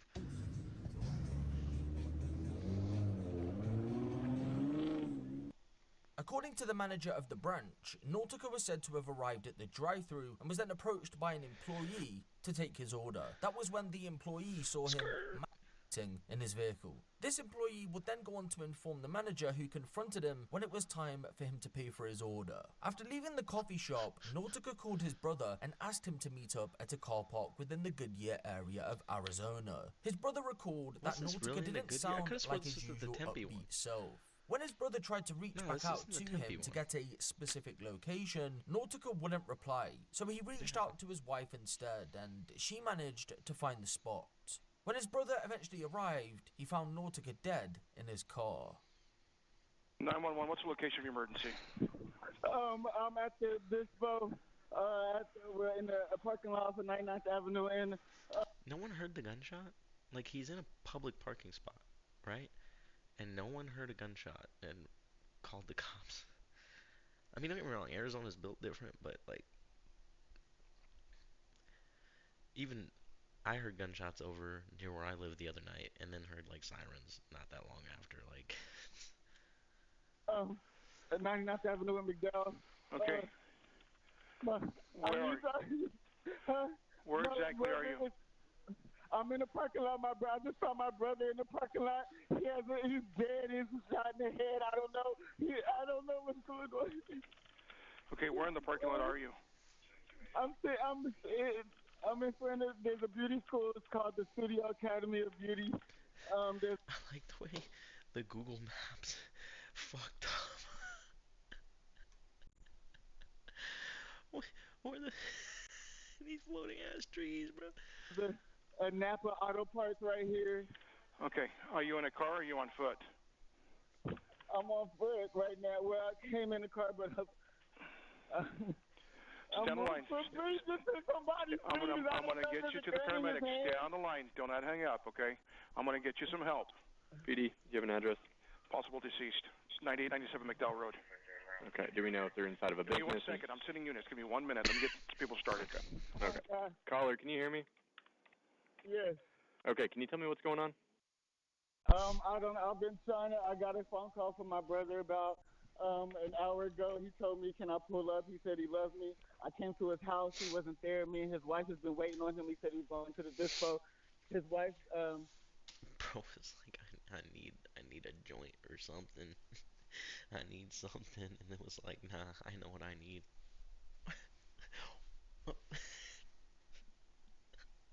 his wife gave me the location to the dispo where he said that he's been sitting in the parking lot for over an hour. So she sent me the location. I came to pull up on this location, and he is sitting in his car with his car running, and he's shot in the head, and he has a gun in his head. Okay. Okay. Understood. What kind of vehicle is he in, ma'am? Huh? What kind of vehicle is he in? He's in the Dodge Charger. Okay. Understood. That's a Challenger, but okay. Okay. Ma'am, can you get the door? Are you? Ma'am, it's his brother. Ma'am, are you able to open the door? Are we able to apply? Do you think there's any chance of CPR? Okay. Okay. PD will stage for you. What channel? Okay. This is Tolson. 911, what is the location of your emergency? 9897 West McDowell Road, Unit 705, Tolleson, Arizona. Have the address ready. Okay, what's your emergency there? My brother-in-law just called me saying my husband is dead in the parking lot. How long ago did he call you to tell you that? 2 minutes ago. 2 minutes. It is pretty fucked up, I'm not gonna lie, but like, I mean, he kind of brought it on himself. Like, don't get me wrong, his life was already ruined, right? Like, but I guess this is like a good understanding of the other side of a suicide, right? Because I don't know if his family, obviously his family didn't know about everything that had already happened, right? So like, he blows his head off before they can find out, and it's like, I'm sure that they still would have had reactions similar to this, but also I think that like, it would be tainted, right, if they knew about what he did right before. I don't know if, I mean, shit, I don't know. The wife sounds pissed, like, so it sounded like she sounded more like he told her what he did and then he killed himself. The brother sounds like he doesn't know what the fuck happened. Minutes ago. Okay, are you in that area? I'm driving over there right now. I'm about 5 minutes away. Yeah, he must have told her, because she don't even sound like she's crying. Like, she sounds like she's mad. Like, does he work there? No, he was just going to the dispensary an hour ago. A little bit over an hour ago, he left to go to the dispensary over there. Oh, wait, I don't know. Her voice sounded shaky now. Maybe she's just trying to hold it together best she can. And I've had his location the whole time. I didn't know, but I told his brother to go over there because I had the kids with me. And now I'm going over there. My mom's at the house with my kids. I'm just going over there right now. I don't know what else. Okay, and this is your husband? Yes, my husband. Okay, do you know what happened, or how did I don't know. He blew his brains out. I don't know what happened. I have no clue. Okay, so this sounds like the same first female operator. She should like know. He might be at the dispensary. He is. My brother-in-law just said he found him dead in the parking lot. All right, we have units en route.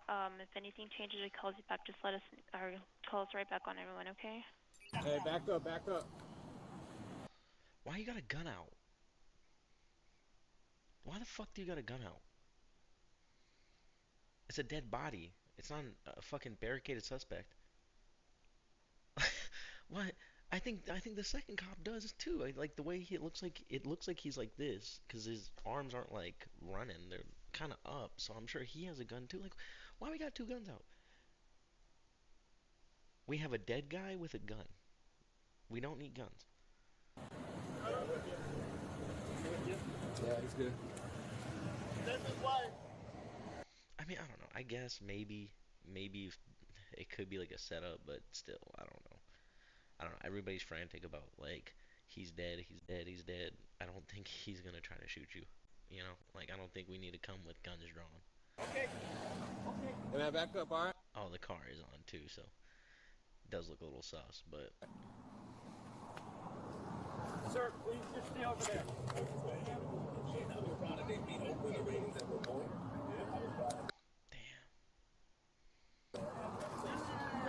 Window open too. That's crazy. Bro said, "Let me air it out." That's insane. Let me get close. 2 for 9. It looks like a self-inflicting gunshot wound. If you can roll fire. Please just let me see him. We can keep an eye on him. You don't want to see him. You don't want to see him, please. Shit. I'm gonna check for a pulse. It's already caught. Put your fucking gun away.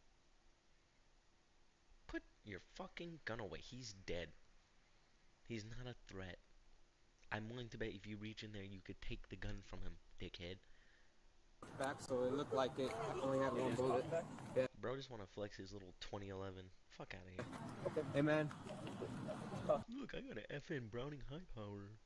Back and just leave. Put that in there. Who got here first? Your brother? Yeah. I'm gonna speak to you over there real quick. We got fire coming right now. So, how did you know he was here? What's going on? Okay, so earlier, I was gonna say he should have moved the gun, but actually he's smart for not, because that could have been a whole legal drama of like, did you kill him? Why are your fingerprints on the gun? So it's, I was gonna say should have moved the gun, but never mind. Like, probably smart that he didn't. I got a phone call from him, and I was asleep. I missed. I don't know if it would have been that much of a court case though, because it's like the fucking video went viral of what the dude did. Pretty clear he made his own decision. I called him back when I woke up. He said, "Bro, just like me for real, missing important calls when you sleep." He was like, brother, he's like, can you pull up, bro? And I'm like, yeah, I can pull up. What's wrong? He was like, nothing. Can you just pull up and call me when you get here? So I came over. I live in all the way in he didn't sound. Did he sound like not normal? Yes, he didn't sound like. He sounded like something. You could tell something was wrong. So when I get to his house, he's not there. He said that he went to the dispo. I sit there. I chop it up with her for a minute. We text him. We call him. He's not responding. I was like, I'm gonna go to McDonald's and get something to eat because we was waiting on him to get back to start dinner. She sent me. I called him. I was at McDonald's. He didn't answer. I texted him. He didn't answer. She called me and was like, "Have you spoken to your brother?" I'm like, "No, I'm getting worried." I'm getting worried. Send me his location. What dispo is he at? She sent me the location to this dispo.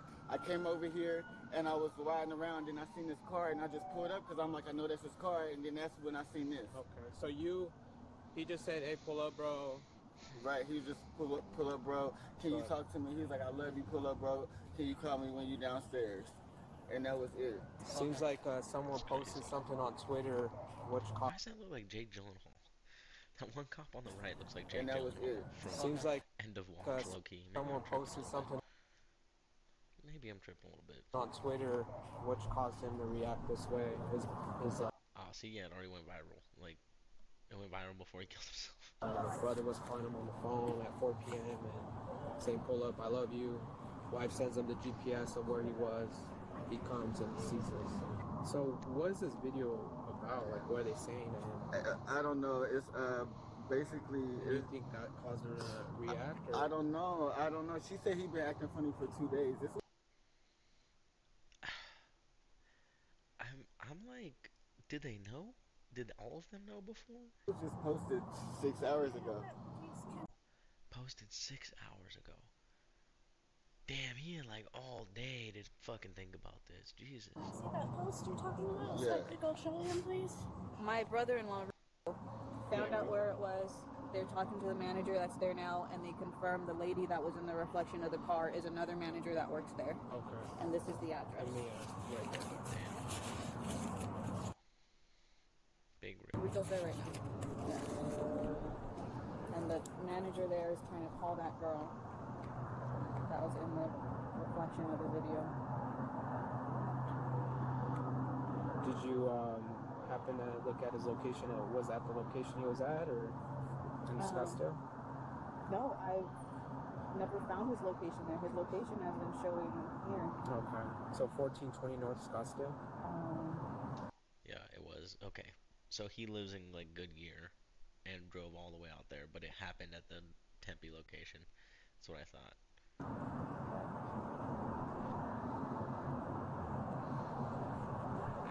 Yeah. Tempe. Okay. And he's trying to get the girl, like he's talking to the manager, he's trying to get to the girl. Yeah. The manager there, they showed him, or her, I don't know, the video, and they told him, yeah, that's another manager that works here. Okay. It was a female? Yeah.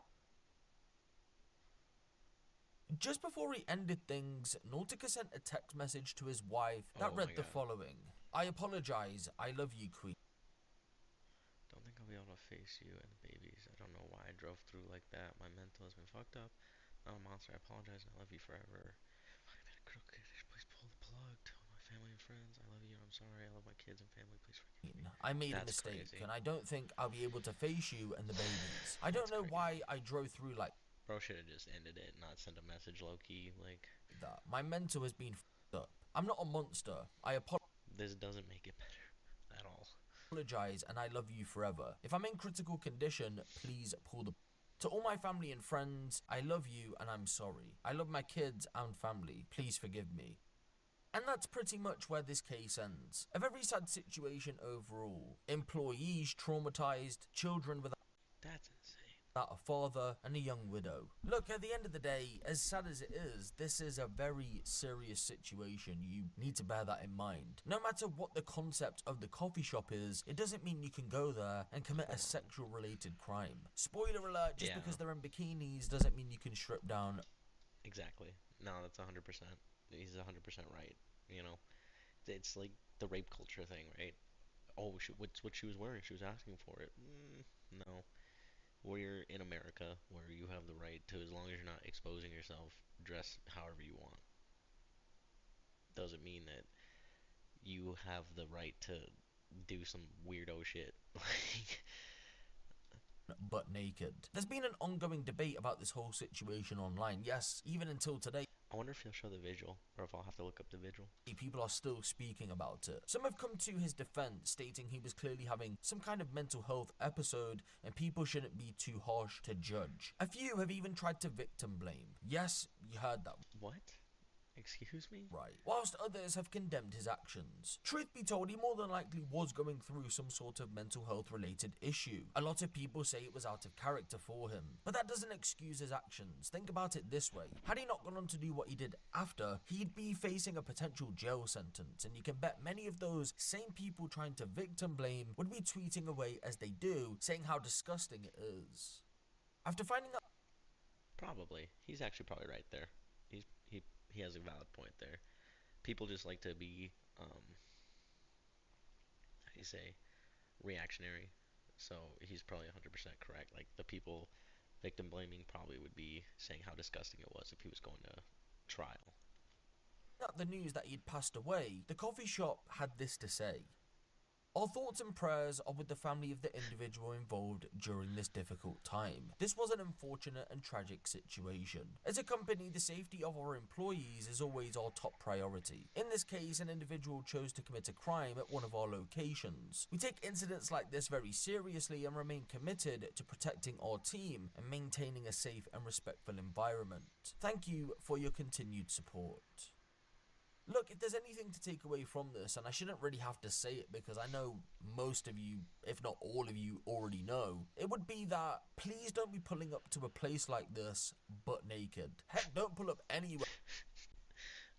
The only place you can pull up butt naked to is a goddamn, what are they called? Nudist club. And even then, I think you have to have clothes on until you get inside the club, so... Butt naked, unless you're having a shower, then yeah, that's okay. Just because certain places of work have their employees dress a certain way, that doesn't give you a free pass to commit a crime. Because you will. Exactly what I said. When I repeat, you will end up in a jail cell. Or dead, like this guy. And so here's... Goon...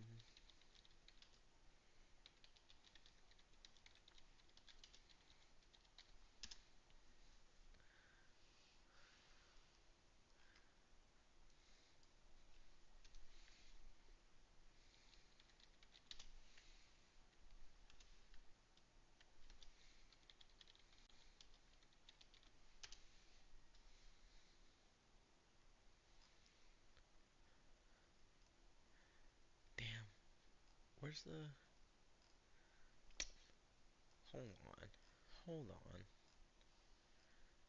Hold on. 1 second. I know where to go.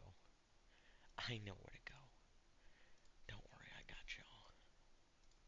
I got y'all. I got y'all. I know where to go. I know how to show y'all. I know how to show y'all.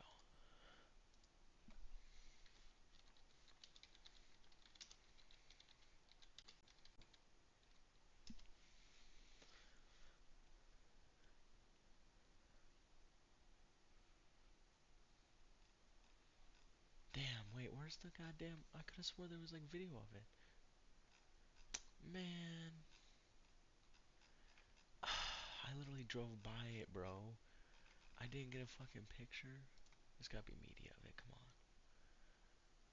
Advanced search.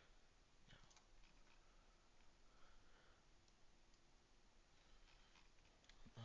Hold on, hold on, hold on. Bikini bean. Hold on, hold on, hold on. That is definitely not it. Oh my god, that's not what we want. Jesus, I want the candlelight visual. Jesus Christ.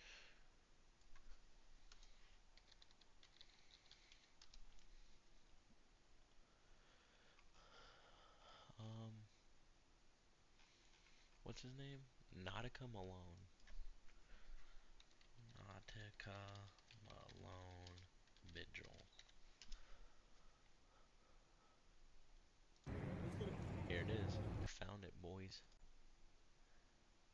I found it, boys. Sucks that it's on no jumper, but I found it, boys. Here we go. Here we go. I did not take a video. I drove by it. I drove by it because this happened by where I used to live, and I was like getting home. I was like getting off of the gym and getting done at the gym one night and driving home, and I drove right by this.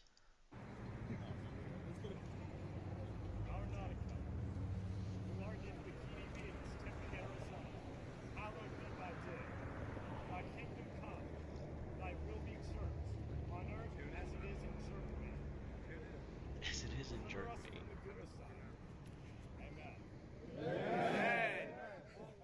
When I say his name, you say Nautica. Say his name. Nautica. Say his name. Nautica. Say his name. Nautica. Yep.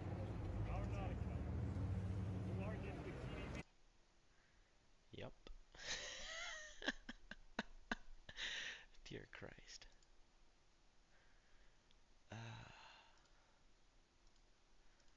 Okay. Okay.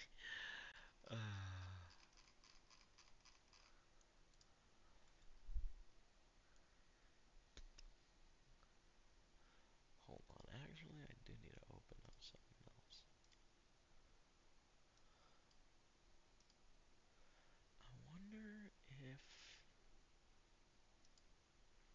I wonder if my bad, Abda. I'm just trying to check something real quick. I wonder if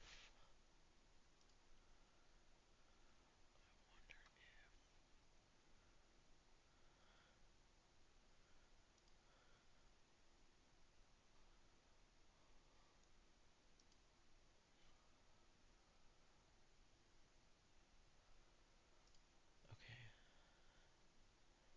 1 second here, Abda. 1 second. Can I drag and drop this?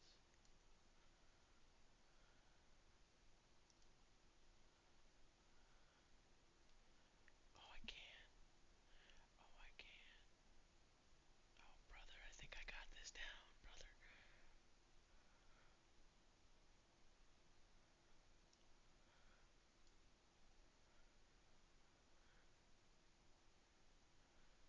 Bro, I think I got this. I think I got this. Okay. We are so back. We are so back. Get these YouTube clips up and running. great. Alright, now we're gonna watch Willie Mack confront Destiny on his crimes.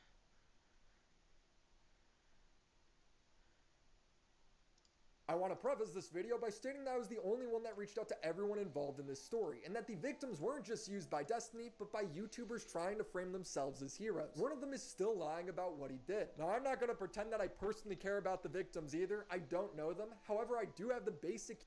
Fuck President Sunday, by the way. President Sunday is... he's a debate pedophile, low-key. On the low. Human decency to not try and sabotage them. I pride myself on doing a good job, and this video is finally up to those standards. So enjoy! Destiny is a political streamer that has framed himself as a moral authority. I've gone on his shows, cited his appearances often when covering the Red Pill. He's framed himself as someone who's fighting for respecting women. I think there's an intention within I respect whammon. DDG, from what I can tell, from what you say and what people say, to make women feel comfortable in this space. Is that correct? There's an intention from me. There's probably an intention from part of my community. He thinks teenagers should get dating advice from him rather than their own stupid parents. Bro, when he said that, I was so... Because I remember this conversation with Abba, and even like 1 or 2 years ago when it first happened, I was like, bro, what are you talking about? Like, if you are underage and you have what you feel is like advice you need, whether it's dating, whether it's health, whatever it is, don't go to your favorite streamer. Don't. Go to your parents. Your parents or your doctors, you know, a trusted adult. A streamer is not a trusted adult. like, and the fact that he calls them retarded parents is just like, excuse me, dude. Like, it's... comes up to you and starts saying some weird stuff. You just sit there with this 13-year-old and then you start having conversations extended about them about dating. Yeah, I have before. What do you mean? No, would I tell if a young person came up to me and they were asking me questions about some like boy problems or something? Yeah, I'd probably say, yeah, of course. What do you mean, I'm a 35-year-old man? Of course I'm gonna have better advice for them than some random high school person. Yeah, of course. If a 15-year-old girl came up to me and she's like, there's some weird thing going on with a boy in my high school, I'd say, oh no, don't talk to me, honey. Go ask another 15-year-old boy or ask your retarded fucking mom and dad who are gonna tell you to never talk to any boys ever. No, what the? Why would I not talk to a person? Wait, what? Yet Destiny has a longer list of women. Like, don't get me wrong, giving advice is not bad, but it's like to say like you're the authority, you're the moral authority that has more authority than somebody's parents is crazy. Like, I'm not gonna say like you shouldn't give advice. You should know what you're doing. Like, if you're talking to somebody underage, you probably should be a little careful about what you're talking about. Like, you don't want to be a weirdo, but at the same time, I don't think that giving advice is bad, but to be like, yeah, you're retarded parents, you're retarded fucking parents, what do they know? Like, just because your parents sucked, big dog, doesn't mean everybody's does. He's had sexual interactions with that now hate him than any of these guys. Almost all of which have been labeled as crazy, unhinged psychos, liars. Yeah, like, I can be a pretty cool motherfucker, and yeah, you know, me and Malene have problems, but I don't think I f***ed at all in this. I'm not running around, screen sharing people's nudes, calling people ugly behind their backs while telling... Yeah, buddy, you're not. You're not. I don't think that's true. I don't think that's true. I think that you are. I think that you have been for 10 plus years. If I remember correctly, you, didn't you, wasn't it like a 15-year-old girl, 16-year-old girl that you shared her pictures in like a private chat? Like bikini pictures? Sure, they weren't, you know, CSAM, but like, they was swimwear pictures. And you were like, oh my god, it's making it so hard not to break the law. Like, what? Telling them I want to f them because they're like trying to go up on shows that I'm like a producer of. And not only that, yeah, that's the other thing. I don't remember if it was Cherry. I think it was Cherry. Cherry was one of his orbiters that made like a whole big thing about, oh, I never slept with Destiny to be an orbiter. I never did anything. The leaks happened. Turns out she did. And it's like, bro is literally the Harvey Weinstein of the streaming world. He got so mad when somebody called him that. And we all know now why. It's because he was the Harvey Weinstein of the streaming world. But recent leaks showed Destiny sharing sex tapes of his past partners without their consent to a 19-year-old named Rose in an attempt to get laid. I can't help but wonder, was there any truth behind their stories? Things that's been done to me. Wait, isn't he also the one that said talking to a 19-year-old would be the equivalent of talking to a 15-year-old? Huh. It's a little weird. Without consent or anything. That that has been my past 5 years. Then there's the aspect of how these stories broke, coming from two YouTubers, President Sunday and Beckett, who never reached out to the victim, were never given permission to share any of this. Yet they did it anyway, confirming it's her in the leaks to the general public, framing her as a suicide baiter for saying she'd kill herself if her parents found out. Pixie did the worst thing that someone in her position could do. Rather than seek legal recourse or make a public statement denouncing the violation of her consent and dignity that these leaks represented, she was literally doing both of them. Yeah, what the fuck? I didn't see, and I thought President Sunday apparently had a good video from what everybody was saying, but I think people were just trying to trounce on Destiny, because President Sunday was, I think, the first one to get a video out. And it's like, if he's claiming that that was her kind of motive behind it, and like, basically that she's just baiting, is crazy. To, like, it's almost like he's running defense for Destiny by saying that. Like, it's like, bro, you hate Destiny, and you're almost sweeping for him with that statement. Like, what is wrong with you? Those things. She seems to have ultimately chosen to try and profit from the situation by extorting Destiny. This guy didn't even try to understand the full story before making a video victim shaming her. While her parents certainly know now thanks to Sunday's journalism, if she dies, she dies. A risk he's told. If she dies, she dies. Be willing to take on behalf of making his YouTube video. After Pixie was forced to go public, she would have other women reach out, saying they also had their nudes shared without their consent. One girl even claimed she filed a police report on Destiny for secretly recording them having sex, which if true is such a violation of another person's privacy. I genuinely hope he faces criminal consequences for it. This is not the first time this accusation has come up. The way that Lauren keeps saying this is that, like, is implying that I'm, like, recording me people or recording me, like which he did. Sexual stuff or something like that. That's how she, like, implies it. When Lauren says it over and over again, that's what she's referring to. The response he gave on Reddit as well as in his stream come off as absurd, like he's the victim. A lot of vulture culture streams tonight. A lot of clout hungry people that wanted to spend 12 hours reacting to this are going to be very disappointed. And Why does he talk like that? Like he's on drugs all the time. The way Lauren did it is like sure they'll have their own conspiratorial reasons for why I'm saying what I am saying. His friends have all disavowed him. His podcast host says he told his wife to leave him. I've heard this. I don't believe Dan said this. Dan sweeps for Destiny way too hard. Dan makes way too much money off of Destiny. Even like just by being adjacent to him, he became more popular. And like I understand that he had a small business and like he made plenty of money with that business, but he's apparently making a lot of money with Destiny now. So I don't believe he ever told Melina this. I mean, Melina could come out and deny this. Maybe he did, but I just don't believe that Dan told her any of this. This also, I think Steven was a really shitty husband to Melina. Okay, I'm coming out here saying it right now. I don't think Steve would deny it either. But and I mean, don't get me wrong. I can get why. Let me just say this, and I'll say it. I'll give my rebuttal. Why didn't you come out and say it publicly, right? When they were husband and wife, why didn't you say something about how toxic it was? Don't get me wrong. I do understand like wanting to respect your friend's privacy and their spouse's privacy, but there was a point, right? Obviously, because they got a divorce, there was a point where it's like you could have came out and maybe just publicly said something and got his community to get on his ass a little bit. Not saying that would have fixed everything, but I think some heat from his community about how much of a shitty husband he was, even in his type of relationship, like, might have got him to be like, hold on, I wasn't expecting that response. But it's not good the way that he was. Like, I talked with Melina a lot of times, and she was crying and miserable and everything else, and Steve would say, what do you want me to say? I'm a selfish motherfucker. That's why I'm in the relationship that I'm in. He was like, you know, what should I do? Should I leave? And I'll tell you this, I never was like, I was never like, no, you should stay and make things out. I told her multiple times, like, listen, if you feel like this is an abusive relationship, get the fuck out of there immediately. Acting like he's betrayed because nobody reached out to him. I want to write up a list of all the people, actually, hold on. Because there were some people that messaged me to, like, figure out, like, what was actually going on before they kind of decided to do all this, like, crazy public stuff about it. I just want to read off a list of those people. Hold on. Okay. Yeah, and that's all of them. That was a little bit shocking as well, but okay. So I reached out, confronting him, asking him pointed questions, and his answers were disappointing. So much so, it made me wonder why he would want anyone to reach out at all. His enemies would use all of this to take victory laps on Destiny. First of all, okay, I would say that I'm pretty confident that everyone who was featured in these videos also sent videos of them. Like, bro fucked up so bad he makes Hassan look like a decent person. Like, think about that. Think about that. And other people as well, but nobody talks about that.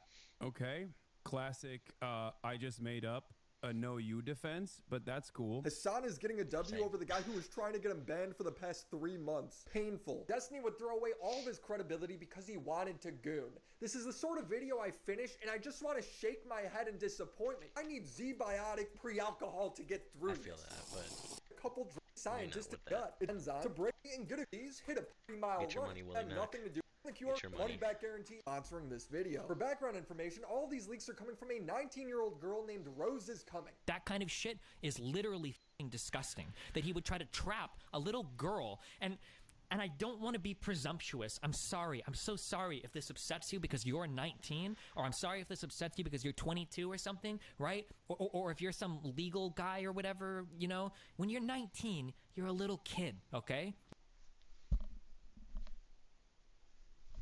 he literally is saying it. He literally said it years ago. Years ago. Years ago. You are literally a kid. You're literally a kid. Now, if you're 22, a 19-year-old's not a kid to you, okay? I'm 29. A 19-year-old might as well be a 15-year-old to me. It's all the fucking same, dude. Well, now he's 36 and still talking to 19-year-olds. This Rose person rather get hacked or leak the videos herself. We still don't know for sure. And all of these people's most embarrassing moments are now cemented online. Now, it's worth noting that Destiny didn't share these images because he wanted to embarrass anyone. He was trying to goon with Rose. Just because of some legal age of consent, whatever bullshit, I have about as much in common with like an 18-year-old, 19-year-old freshman in school as I would a fucking sophomore in high school. Any type of inclination. So, like I said, he's the motherfucker that came out and said a 19-year-old is equivalent to a 15-year-old. Why are you talking to a 19-year-old? Towards any of those people is real.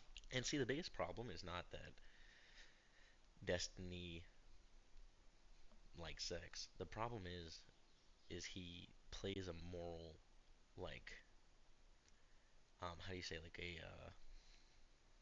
he plays like a moral role model of like, this is how you should live. I mean, he says like his relationship stuff, not for everybody, you shouldn't do it, like it's already hard enough on him, like blah blah blah, but like everything else is like a moral high road with him, including things like sharing nudes and stuff like that, and like private, like he even got on somebody's head about sharing his private sex life, and then like went nuclear with them and was like, well, yeah, even if they just, all they did was, you know, talk about what I like to do during sex, like sharing nudes at that point is the same. So like, you understand that just even talking about what somebody's fetish is, if they're not comfortable, you know, going on about it, is an intrusion of privacy. And while he might have been trading with the girl to just like, you know, like, oh, try to get her to sleep with him, like, he still betrayed people's trust and privacy by sharing those with that other girl. And it's like, and you broke a law. You broke a federal law.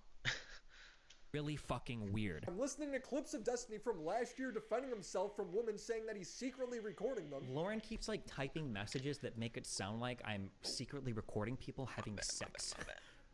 That's what it sounds like. And then, oh look, what am I seeing on Twitter? This girl named... How did I do that? Wait, what did I do? Shoot. No, what did I do? And Sherry saying... No, what did I do? Boys, I fucked up. Boys, I fucked up. Hold on, boys. Hold on, boys. I don't know why it muted, but we fixed it. We fixed it. Saying Destiny's secret... It sound like sorry. I'm... Sorry. That's on me. I don't know what I did, but that on me. Secretly recording people having sex. I might have hit me. That's what it sounds like. And then, oh look, what am I seeing on Twitter? This girl named Sherry saying Destiny secretly recorded her and shared it with people. One of the It's just like, brother. leaked DMs is Destiny showing audio of a dude he hooked up with, saying this just ended with him finishing. Again, That's right, I forgot. There's a video of him shucking the schlong. Apparently that's a Nick Fuentes, and we running with that. That was Nick Fuentes that he was shucking up. That was definitely Nick Fuentes. I don't care. I don't care. Sue me, Nick. You got your shit sucked up by Destiny. Sue me. Fuck you. audio scuffed because my phone was in my pocket. It was in your pocket? Was it there because he didn't know you were recording? This guy did an entire arc arguing with red pillars on boundaries with his wife and how you should treat women. These videos were not shared with consent. One of the victims was Pixie, who heavily trusted Destiny. She described herself as extremely sexually inexperienced and sheltered. I had multiple long conversations regarding consent and boundaries with Destiny. Has all of these conversations about consent and boundaries and then does this without consent. Amazing. The fact that Destiny didn't maliciously share these videos might matter legally. That will have to be determined, but it doesn't really matter for the victims, now does it? Their nudes are out there for their parents, employers, and friends to see. The leaks happened in November. By the end of December, Kiwi Farms, as well as many other creators, knew who the participants were. There were group chats talking about it. The most prominent victim in this story, Pixie, confronted Destiny about sharing her nudes without consent. I'm super sorry, there's literally zero excuses. In DMs, Aaron wrote to Destiny, "You didn't leak it maliciously, you distributed it non-consensually." Yeah, I know. And I'm not even gonna lie, bro, like, I'm glad I stopped being a Destiny fan, like, when the Palestine stuff happened, like, the October 7th stuff happened, and he completely flipped for Israel. Like, I'm glad that made me distance myself from him. And it's like, I mean, I always knew he's weird, right? I think anybody that watched him knew he was a little weird. But, like, it's like, dude, you, how you can't come back from this. The fact that he's still streaming, and the last time I tuned into a stream to talk shit, like, he still had, like, 10,000 viewers was crazy to me. And it's like, even he said, don't be the guy to defend this. Don't be the guy to come out and try to defend me for what I did. And it's like, yeah, because that would be stupid. Like you would look like a damn fool for fucking defending what you did. And it's like, you know, I think he offered to pay Cherry. I think that's definitely like a big, like, motherfucker's guilty, right? Like that's a big tell that he's guilty of it. I mean, literally the videos came out. Like, I haven't seen. Oh wait, no, actually, I have seen the video of him shucking his meat. For like a second, I was blamed up. I was like, I don't need to see that. But like, I haven't seen anything else, which is, of course, for all the other victims, that's good. I mean, you shouldn't look for that. You know, these people didn't want those videos and shit shared anyways. But it's like, man,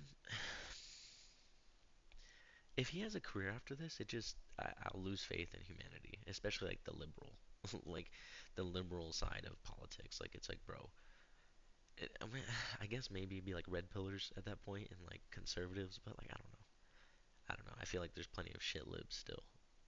I have severely damaged her, confirming yes, he did do this, making him come off like a complete fraud. He has hours of content telling people how to live their lives, that they have no moral standards. Meanwhile, he's going on trips to Israel with his friend Lonerbox, while pocketing nudes of a girl he was having a thing with. There's a video of Pixie's dad thanking Destiny for being a good friend. First of all, many thanks for being a friend to my daughter.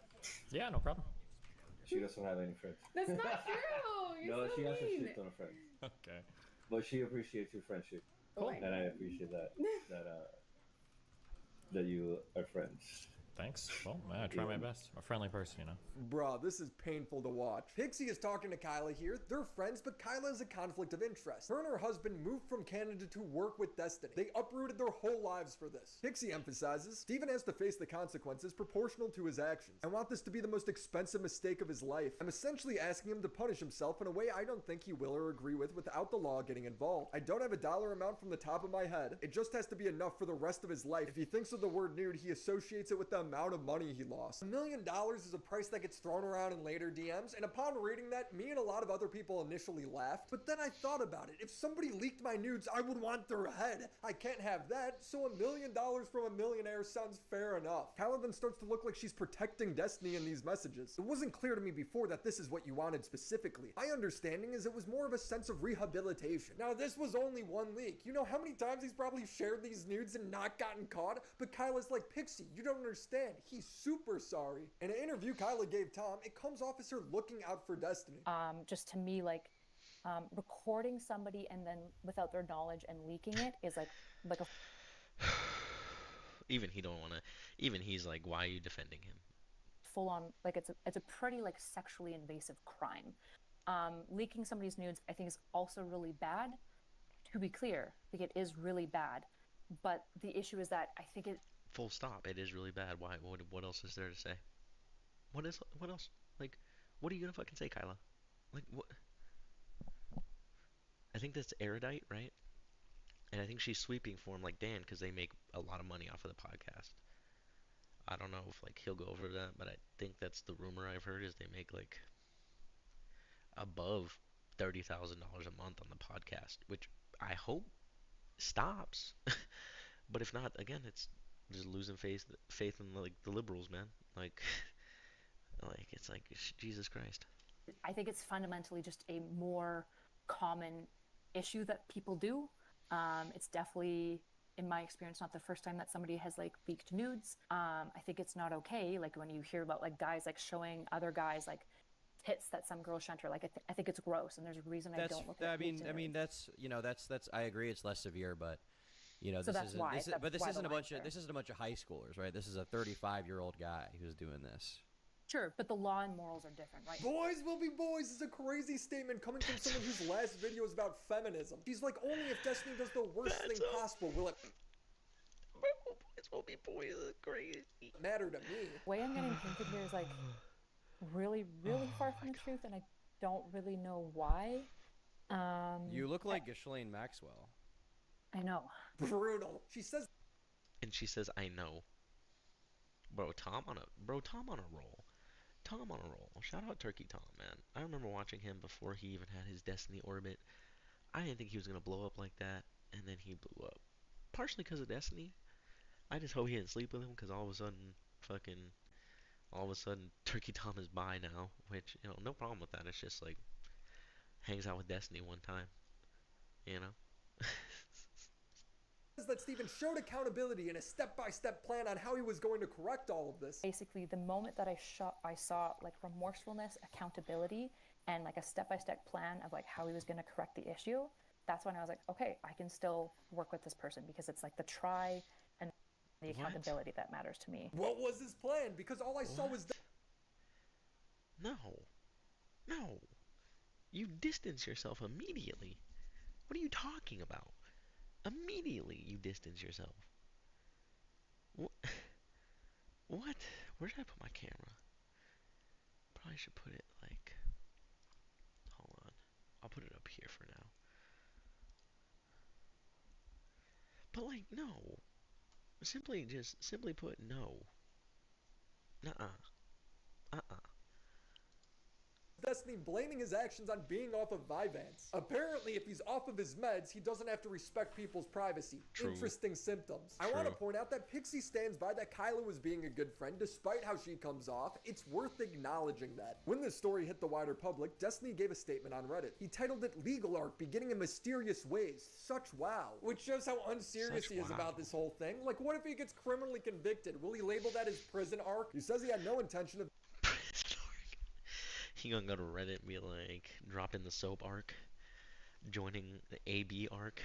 These images or videos leaking, and that he hasn't spoken up for the following reason. He was going to pursue litigation, most likely against the hacker and sites hosting the leaks, and that he didn't want to bring publicity to the material. 3, I've been trying to move on from covering drama content as it has had an increasingly negative impact on those in my life. You want to move on? So the thing is like,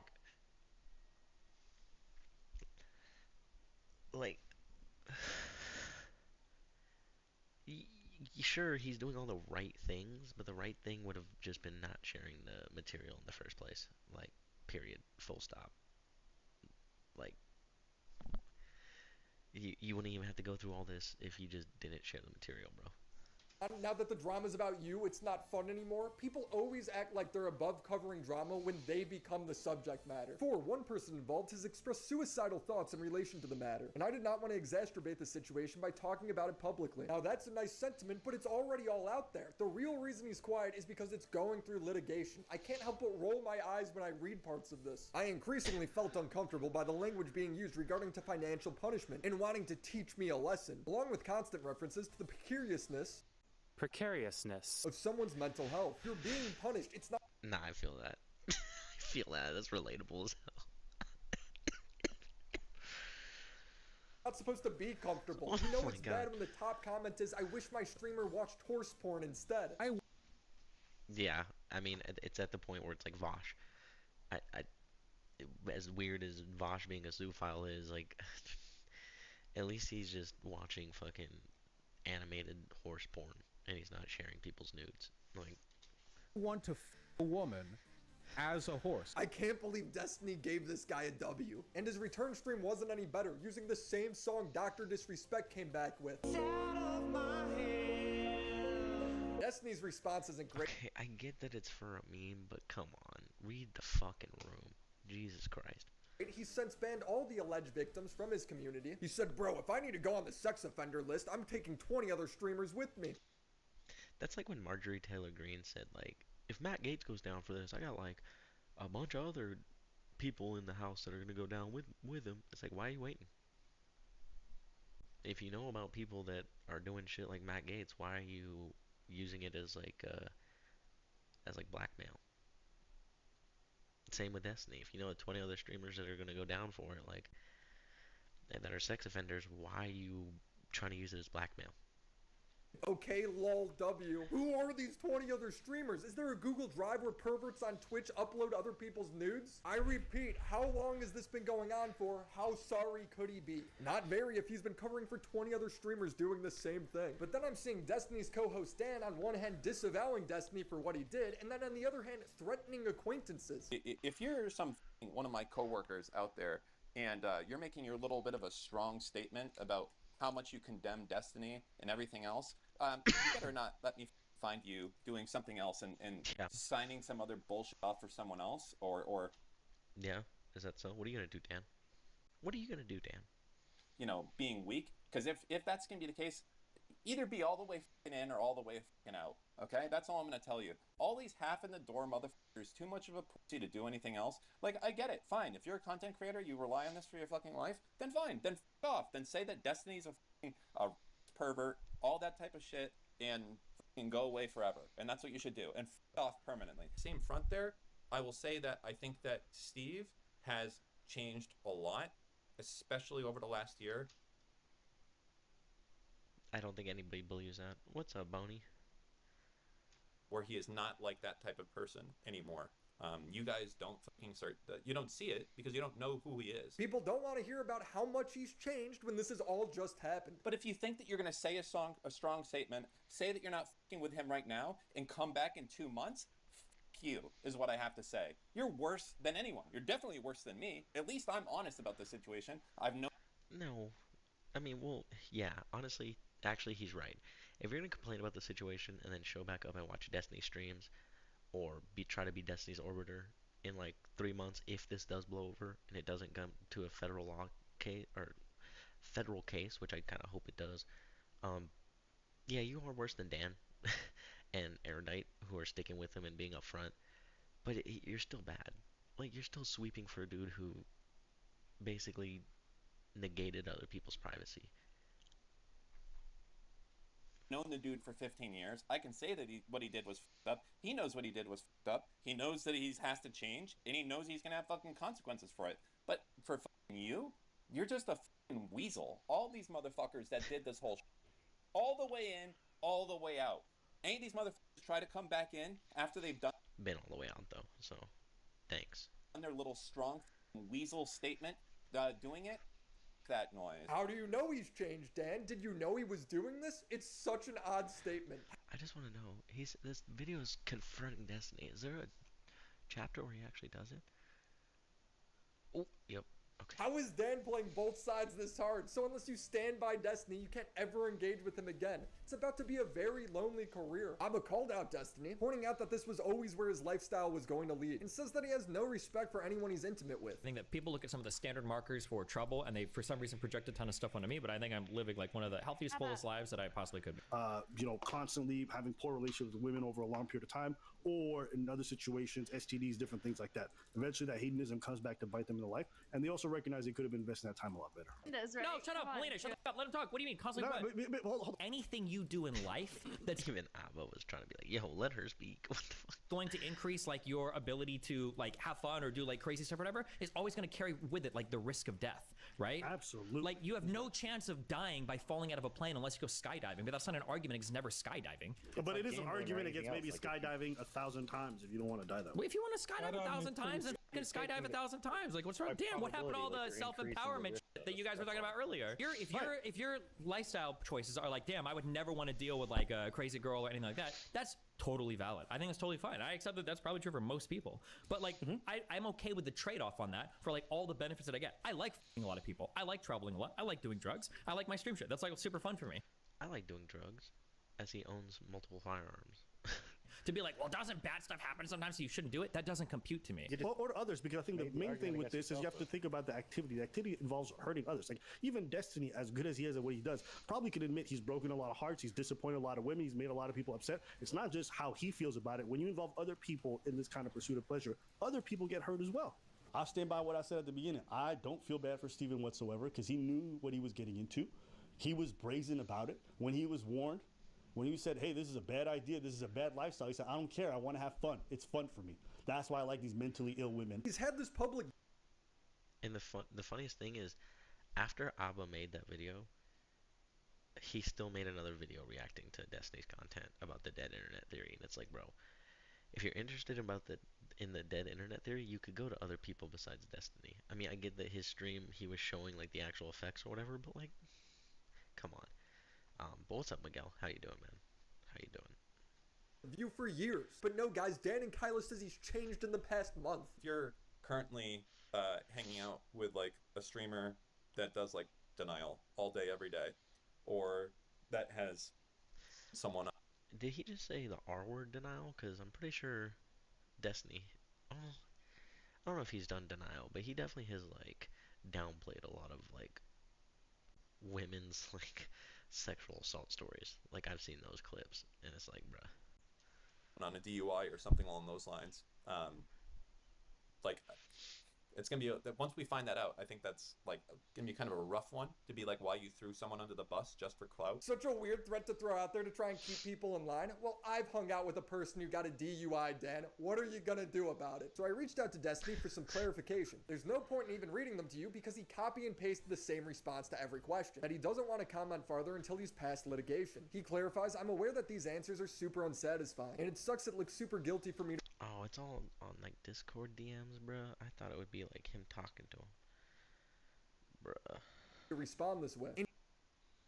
Trash. Even this might be saying too much, but any statement that I make could become part of a record for any court case, for any number of things that are foreseen and unforeseen to me right now. And there's a possibility that I say something that feels true, but ends up not being true in the future. He then gives an example on how seemingly throwaway comments can lead to big consequences in court. He's right, because honestly, what is he supposed to do? Incriminate himself? He's going to let the legal process play out. So I asked Destiny if there was any false narratives being pushed, and if there was anything he wanted me to say that wasn't already public. He replied with people validating prior individuals who are insane, despite there being no evidence to validate them, is crazy conspiratorial nonsense. I assume he's talking about Mr. Girl's document, where he lists every girl who has ever had a problem with Destiny. Destiny continues, there's obviously multiple affected parties, but it's rich that all of these people who cry about cancel culture and innocent until proven guilty have no problems making the most insane assumptions about a man, and have no problem engaging with people who are insanely toxic when it comes to male victims of any kind of weird sexual shit. He defended himself a bit more on Twitter against Nick, saying, I didn't admit to anything. Meanwhile, you...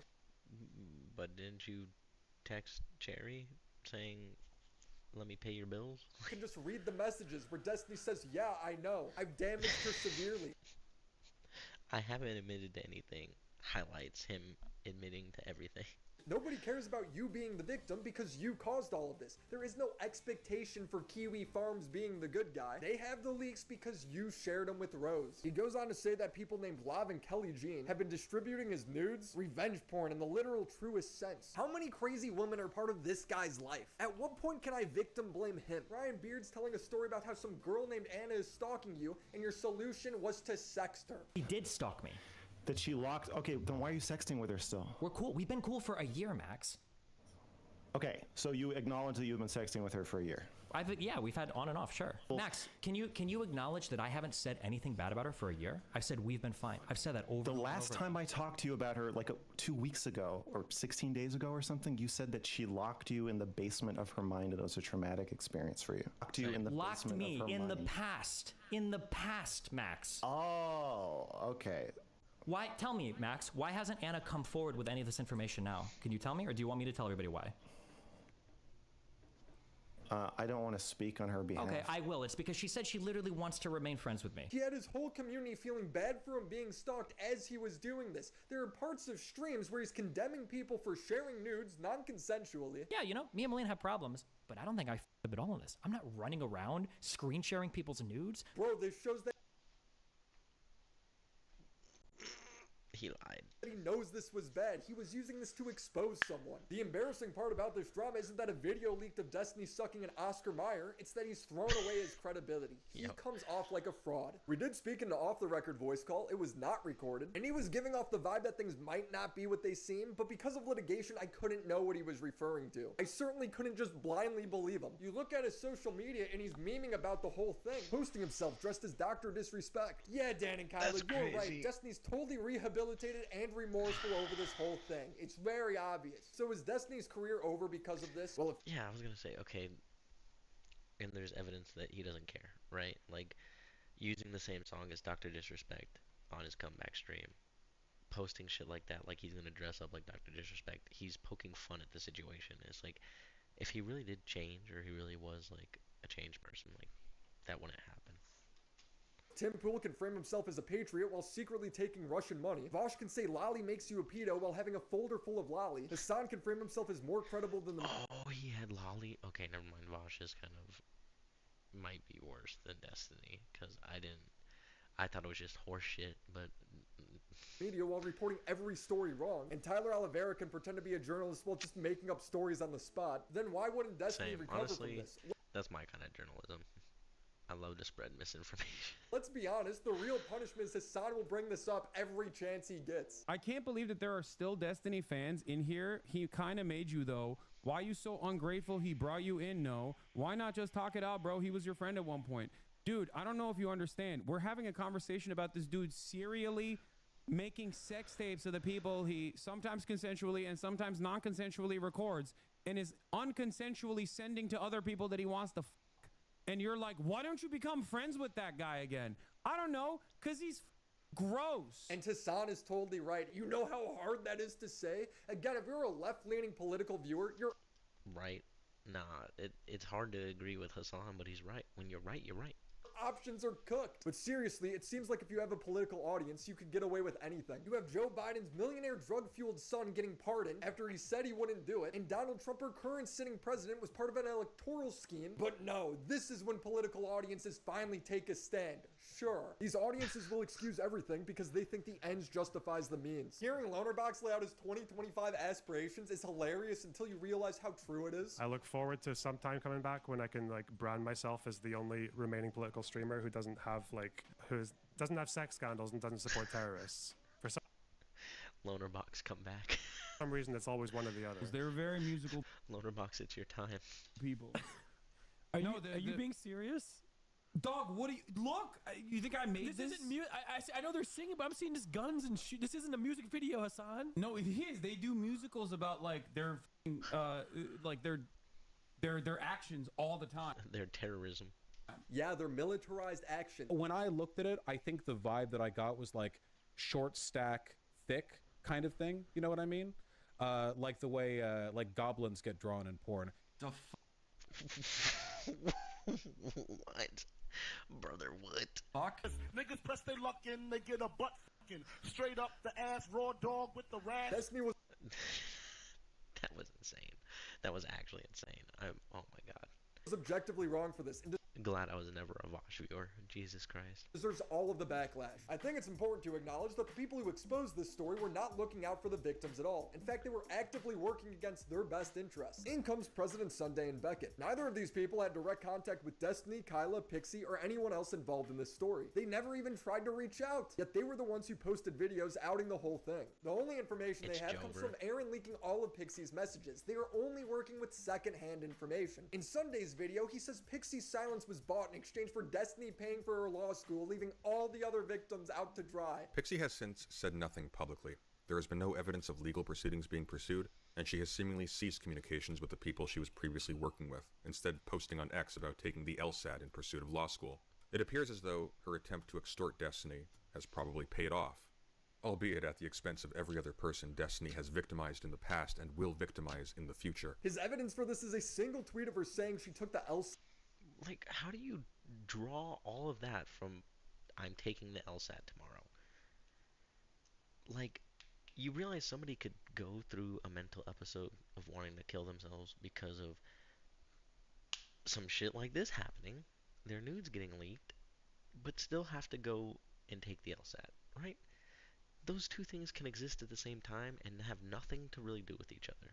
Don't get me wrong, her state probably didn't help taking the test, but I mean, as if you could just sign up and pass this test within a month. So at this point, my mind was blown that someone would out a victim for a 100k view video while the victim was still discussing their options, and then determine their silence was bought over a tweet. No need to confirm anything. So I reached out to Pixie to try and confirm if she ever talked to Funday or Beckett about this. Pixie has pursued litigation against Destiny. However, she did let Lonerbox, who she's dating, provide some details. Did President Funday reach out to Pixie one time to see if he could go live with this video, or to confirm that the draft was canceled or anything like that? No, he didn't. It is so incredibly selfish of Funday and Beckett to insert themselves into a situation where they take agency away from Pixie. Because one, she's pursuing legal action, and you guys making this public gives Destiny ample time to delete evidence, while Pixie's team was still building their case. I know I look smart enough to come up with that point myself. I'm not, so take that how you will. 4 days before Funday released his video, he had a conversation with Nick acknowledging that Pixie was suicidal over this leaking. All I'm getting from this is she's really not going to want this to be public. She wants to hurt Steven, but she doesn't want this to be known that she's done this, and this is her. I mean, good luck now. Yeah. And she desperately doesn't want her family to know. And if I cover it, there's a good chance they will find out. Oh, 100%. Why do you think I haven't covered this at all? Like, that's my That's my principal issue. And then you make a video of victim blaming is crazy work, Funday. You're a piece of shit. Like, yeah, I mean, you always have been, but you're a piece of shit. principal issue. Yeah, that's is like here's the thing. If anything happens to Pixie in the foreseeable future, it all drops. Well, he will actually be destroyed then. That will be insurmountable. Not destroyed. He'll have his channel. He'll have his audience. Bro's literally edging. Bro's literally jerking off to the fact that, to the thought of Destiny's career ending. President Funday doesn't care about getting women or getting guys. He cares about ending Destiny's career. That's his sexual fantasy. There will be no politics. The media company dream will not be a thing. So not be a thing. Like, shut the fuck up, dude.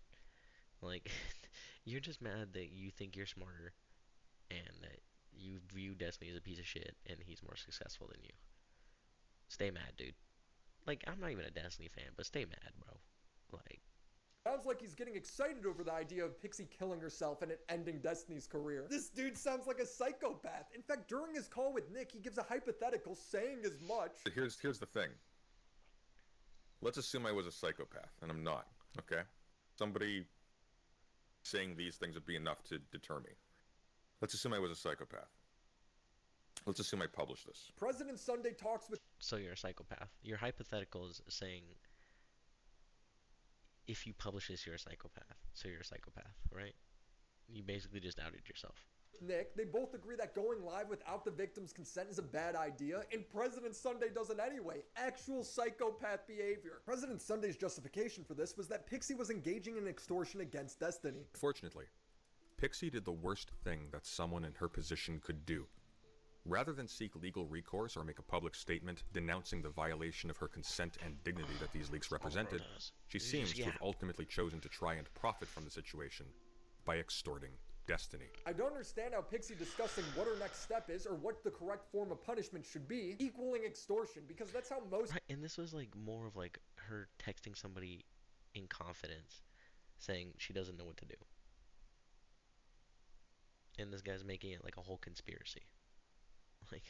civil cases start. Destiny even says in his statement on Reddit that Pixie at no point made a specific or explicit request for compensation. So I asked President Sunday, did you talk to a lawyer, or is this just your layman interpretation of the law? Because let's be real, I don't think there's any way she gets charged for this. President Sunday says, yes, I spoke with lawyers I know. You know what their answer was? Obviously. I asked, can you link me to the statement from the lawyer you spoke with, saying these DMs count as extortion? And he says they were IRL conversations, so no. So I asked who the lawyer was because I would love to confirm this. And he replies, it's someone I know. Go find your own lawyer. It's so obvious to me that he's lying. You're telling me that you talked to a lawyer but didn't get any... Just go talk to Pisco. He's literally a lawyer. Didn't he get his bar? Like, I think he passed the bar. Like, go talk to Pisco. Somebody that was literally in Destiny's community and has distanced himself. Like, on the record statement for your video? Sure. To confirm it even farther, President Sunday did a stream leaking all of our DMs. His editor Kilo came forward exposing that President Sunday never talked to a lawyer. He claims he's consulted lawyers about this. Originally, he told me, Kilo, you're not a lawyer. I was raised by one and took law courses in university. But then when he was talking to Aiko, she asked if he spoke to lawyers, and he said, I spoke to people who know lawyers. Who did you speak to? Several people I can't name, but just lawyers, trust me on this. Lawyers. People who know lawyers. But then, when he was talking with Willie Mack, he said he spoke directly to lawyers, but won't mention who. So Sunday is just lying. Lying to make the victim seem like a bad guy so he doesn't look insane. Also, saying lawyer and then the apostrophe S, like there could be multiples, like it's either you spoke to one lawyer or you spoke to lawyers. In a conversation like this, it's either you spoke to one lawyer or lawyers. It's not possibly more. Like, if you only spoke to one lawyer right now and you're potentially going to go speak to more, you say, like, hey, I talked to one and I have a couple more that I'm going to talk to. You don't do that. For making his video. Beckett of Krabs, myself, and President Sunday sat down to present evidence, put together a timeline, and establish what the mission of the project was. I was a little anxious, but also excited to learn what President Sunday had, and I wanted to find out what the justification was for coming out with the story, the nuke. But we started the meeting, and after only about 10 minutes, I interjected. Sunday didn't have a nuke. I'm not even sure Beckett had much of anything. And the only real reason for publishing that was given to me was that because... Even the editor knew. Even the editor knew. That's crazy. As Pixie was supposedly trying to extort Destiny, she was somehow implicated in the cover-up efforts by Destiny and his associates, and therefore had forsaken her right to privacy? Or something like that? I don't know. Sunday does every stream in front of a wall of books, draws himself sitting on a pile of books. He's so knowledgeable, repeatedly calling me stupid in DMs for asking straightforward questions. Meanwhile, he's comfortable just making things up because he's above saying, I don't know, or I could be in the wrong. The dumbest people I talk to seem to think they're geniuses. Just a pattern I'm recognizing. He's lying about being an intellectual the same way he lied about talking to a lawyer. I'm not convinced he could read Dr. Seuss. He's malicious, he's acted like a psychopath. He outed a victim's story when she was working on the court case, slandered her. An American citizen who finds themselves a victim of revenge pornography has several valid actions they can take. Let's go over 3. First, they can seek legal recourse. Second, which she did. They may make a public statement denouncing the person who leaked the materials and violated their consent. And then she didn't want to do, but she was, one of her things was seeking legal action. This can be done. Like, I don't think she was going to be like, behind closed doors, give me money. I think she was going to go the legal route of suing him. Like, in conjunction with the first option I mentioned. And finally, they can choose to do nothing. They can stay silent and hope that it all blows over. And this is their right. But Pixie did not do any of these. She was in the middle of doing the first two things, and then you robbed her of the third. But yeah, keep acting like the good guy. He's the type of person I hope never becomes a successful YouTuber. If you're a victim, why would you ever want to share your story? He's shown it's going to leak, then people you've never talked to are going to publicize it. You will be vilified by them because they don't care about you or your legal case at all. If I had any advice for Funday, it would be to apologize to Pixie and the victims, not just post a pinned comment half backtracking what you're saying. Also shower, get a haircut, go outside. Yeah, you greasy as fuck. I was I was trying to avoid not, you know, going in on him, but like, it's hard not to, man. It's hard not to. Like, look at him. Bro got like 3 chins. Bro got the neck beard of a lifetime. Like, even my facial hair ain't that bad, bro. His hair? Where's your hairline at? Like, let it go. Go bald. Or fucking cut it short enough so you can do a comb over. What you don't got the hairline for long hair, big dog. Like, especially not straight back or straight in front like that. Pull that shit back, bro. Do something. Do something. Get contact. Oh, I don't know.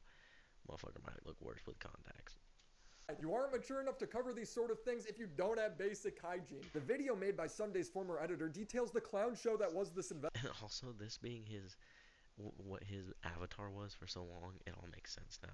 Investigation. It's the most comedic tragedy I've ever watched. With all due respect, I'm not sure you think you know what you're saying when you say you have to, because when you I didn't say have to. I didn't say that. You said that. I said you have an expectation. And you said, well, I don't have to do that. And I'm not saying you have to do anything. I'm saying there's an expectation that you do this thing. When you're communicating with someone in private, they're expecting that you're not going to show that to other people without asking them first. Okay, but if they're asleep, they're not expecting, are they? If they're asleep? They're asleep, yeah. So bro said, if they're asleep, they can't consent. What do you, like, you're fucking weird. If people are asleep, they're not expecting anything. They're kind of just out, right? Are you trolling me right now? No, I'm actually making a serious point. The conversations he had with his editor are psychotic. Why the f are you adding extra risks to this? We're already in enough danger as is. You think we're in danger? Danger? Yeah, what? Danger? I don't think we're in Skylar, I am the danger. Tremendous danger. So you don't think, for example, if you said something that was able to be effectively spun by someone like Nick DeOrio that managed to get some traction that cast aspersions on my entire... So he's worried about it being spun. But if it was the truth, you would have no worry about it being spun. Right? Like, if you're telling the truth, why are you worried? Channel, that income plummeted, so I can't pay you. That doesn't affect you? It's about me. How does this affect Funday? How can I manipulate my editor into staying quiet? I also talked to Beckett, who worked somewhat with Funday and dropped his video on the same day. Now, his wasn't nearly as bad, but he still went forward with the video knowing only secondhand information. Really third hand because he's getting it from Funday. Recognize you're getting your information secondhand. At any point, did you try to reach out to Pixie? No. But to be clear, this was a very brief period, a couple of days. I clearly did. You had time to reach out to Pixie. You had time. Like, even if you same day uploaded it, you had time. You just didn't want to. I want to reach out to people. There was actually a conversation where I wanted to reach out to Lonerbox. Because I don't know Pixie. But why did you reach out to Lonerbox? I didn't. But But you know Lonerbox, and you didn't reach out to him. What are you fucking doing? But that's partly because of what Loner had just done on the stream. I think that's a mistake, by the way. I'll own that mistake. But I obviously wanted to reach out to people. For instance, I went to FPS Diesel for an optics check on the DMs and what he thought. I was reaching out to Nick. Nick and Diesel, no less than Beckett and Funday. What does going to them do? Realize why I'm so critical, though, of you and Funday? Because hold on, you're telling me, though, that this was done over a couple of days. You didn't bother to reach out to Lonerbox or Pixie, and you guys went for the story anyway. How did you even get the draft? Was that from Aaron too? Sorry, get the draft. Is Aaron, Pixie's draft statement. Is Aaron? Yeah, I showed that in the DMs. Yeah. Is Aaron the editor? Or is that Sunday's real name? So you guys have a draft from her. It seems like she's going to come out in some way because she has a fucking written draft. Like, it just seems, it blows my mind, man. Like, you've been somebody where I've been told over and over again, nah, dude, Copenseed is great. He does great videos, takes a lot of care with them. And it's like, to me, I look at this, and I'm like... Look at it, he's breaking down because he's like, fuck, I just ruined my credibility. Because, like, Willie Mack is kind of big, right? Like, It doesn't he have like a couple million subscribers? Oh, I thought he had a couple million at least. Huh. Damn, his shit didn't even break a million views. I might be thinking of Nick DeOrio. But like, I feel like Willie Mack's been around for a long time, and Willie Mack does like really good videos. So it's like, he deserves a couple mil. Like, I cannot. It just seems like such a selfish story. Well, hold on. Let me be clear. I don't think selfish is fair. I think I can take a lot of criticism. I think there are issues there, but I don't think selfish is fair. In what way is that not selfish? Well, because I didn't do this to get clout or money or like acclaim. I thought this was going to end in my fucking channel. Why? Why would you think that? Sunday was going to release a video. I thought, I know Sunday, and I thought what needed to be done at the same time was painting a picture of what happened behind the scenes to explain why so many people had these DMs. What I needed was Sunday's DMs with Straighterade. I didn't expect this to be a video where I get like pats on the back. Can you say again why you think it would damage you? What, the video? Yeah, before you made it. Because I recognized that once these were coming out, the people who were releasing them would get rightfully a fair amount of criticism for doing so. Then why but would I you also release it? because, well, for some, I've said publicly as well, if Sunday wasn't releasing his video, I wouldn't have released the same video. I probably wouldn't have acted in the same way. But Sunday looked at these are coming out. He wants to talk about it. Well, okay, it needs a companion. Willie Mack's face is just, that's relatable, bro. It's like, what? Because he is jumping off of a bridge. You're doing it too, dude? Oh, man. Well, like, and again, that's why I'm saying it's, it's something I expected to do damage to me. But also, what was the other option? Lie about it? No, the other like, option is to do hold what on. literally everybody else did, and you just wait, let everybody else shoot themselves in the foot if he's going to be reckless with the victim and her claims and hijack her story. Like, you realize she was talking to lawyers during this, and they're gathering information. Fucking crazy. Listen, I'm on many levels, I'm with you. And I think one of my constant comments through this is, how does this reach me? I am like 5th person down the chain. How does this reach me with no one doing any of that? Again, just makes me go, like, how were you the person to feel like you should make that video? Because I thought it was such a fucking mess that at least I could make an uneditorialized. Yours, I don't think was as bad, but just the premise of this whole thing, when I talk to everybody, it's just... I think it is a mess. Beckett is the only person I talked to that acknowledged wrongdoing and said he would... I was gonna say, at least he can come through and realize that he fucked up, but he still shouldn't have released the video. Go about things differently in the future. Takeaway seems to be what I think is the most important thing, and that's that you have to reach out to Pixie. You got to make clear, or Lonerbox, and you got to make clear of like, hey, this is what I know. This is the story I'm thinking of running. I want to know like what's going on with this. Are you guys pursuing anything? And then they could go ahead and like give you the guidelines to it, like, hey, look, we're talking legally. We'd rather this not come out. Yeah, like, again, I'm not defending... Yeah, them, Sunday and everybody not reaching out, Sunday and Beckett and even the editor not reaching out, they took away the option for Pixie and Lonerbox to come out and, announce that they're taking legal action. Every part of this, and I don't want to. I mean, this is how I started the call, right? Which is more than any other person I talked to. He became very critical of himself, especially as things moved off the record. I respect him for that. When I met you, I admit my first thoughts was a trick.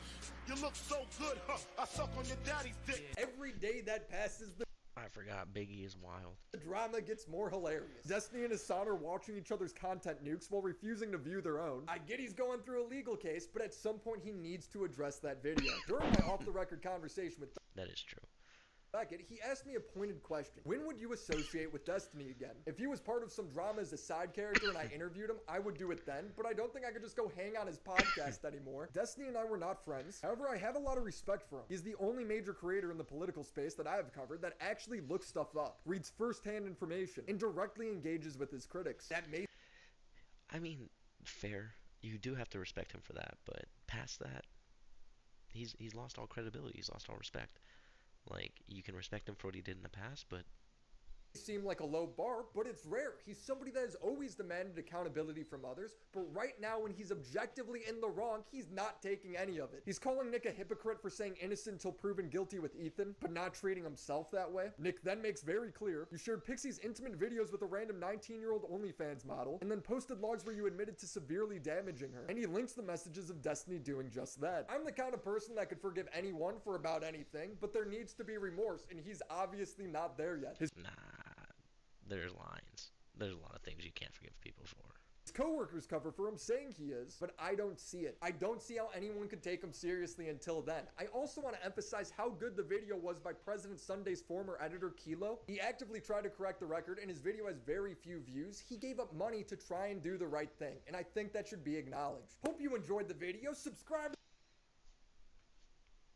Good job, Willie Matt. That was a really good breakdown of the situation, the current situation. At least as current as a day ago. No, yeah, that was a good video. Fuck Destiny, fuck Dan, fuck Erudite, fuck anybody defending him. Just that simple. All right, well, I'm gonna hop off for a bit. Y'all stay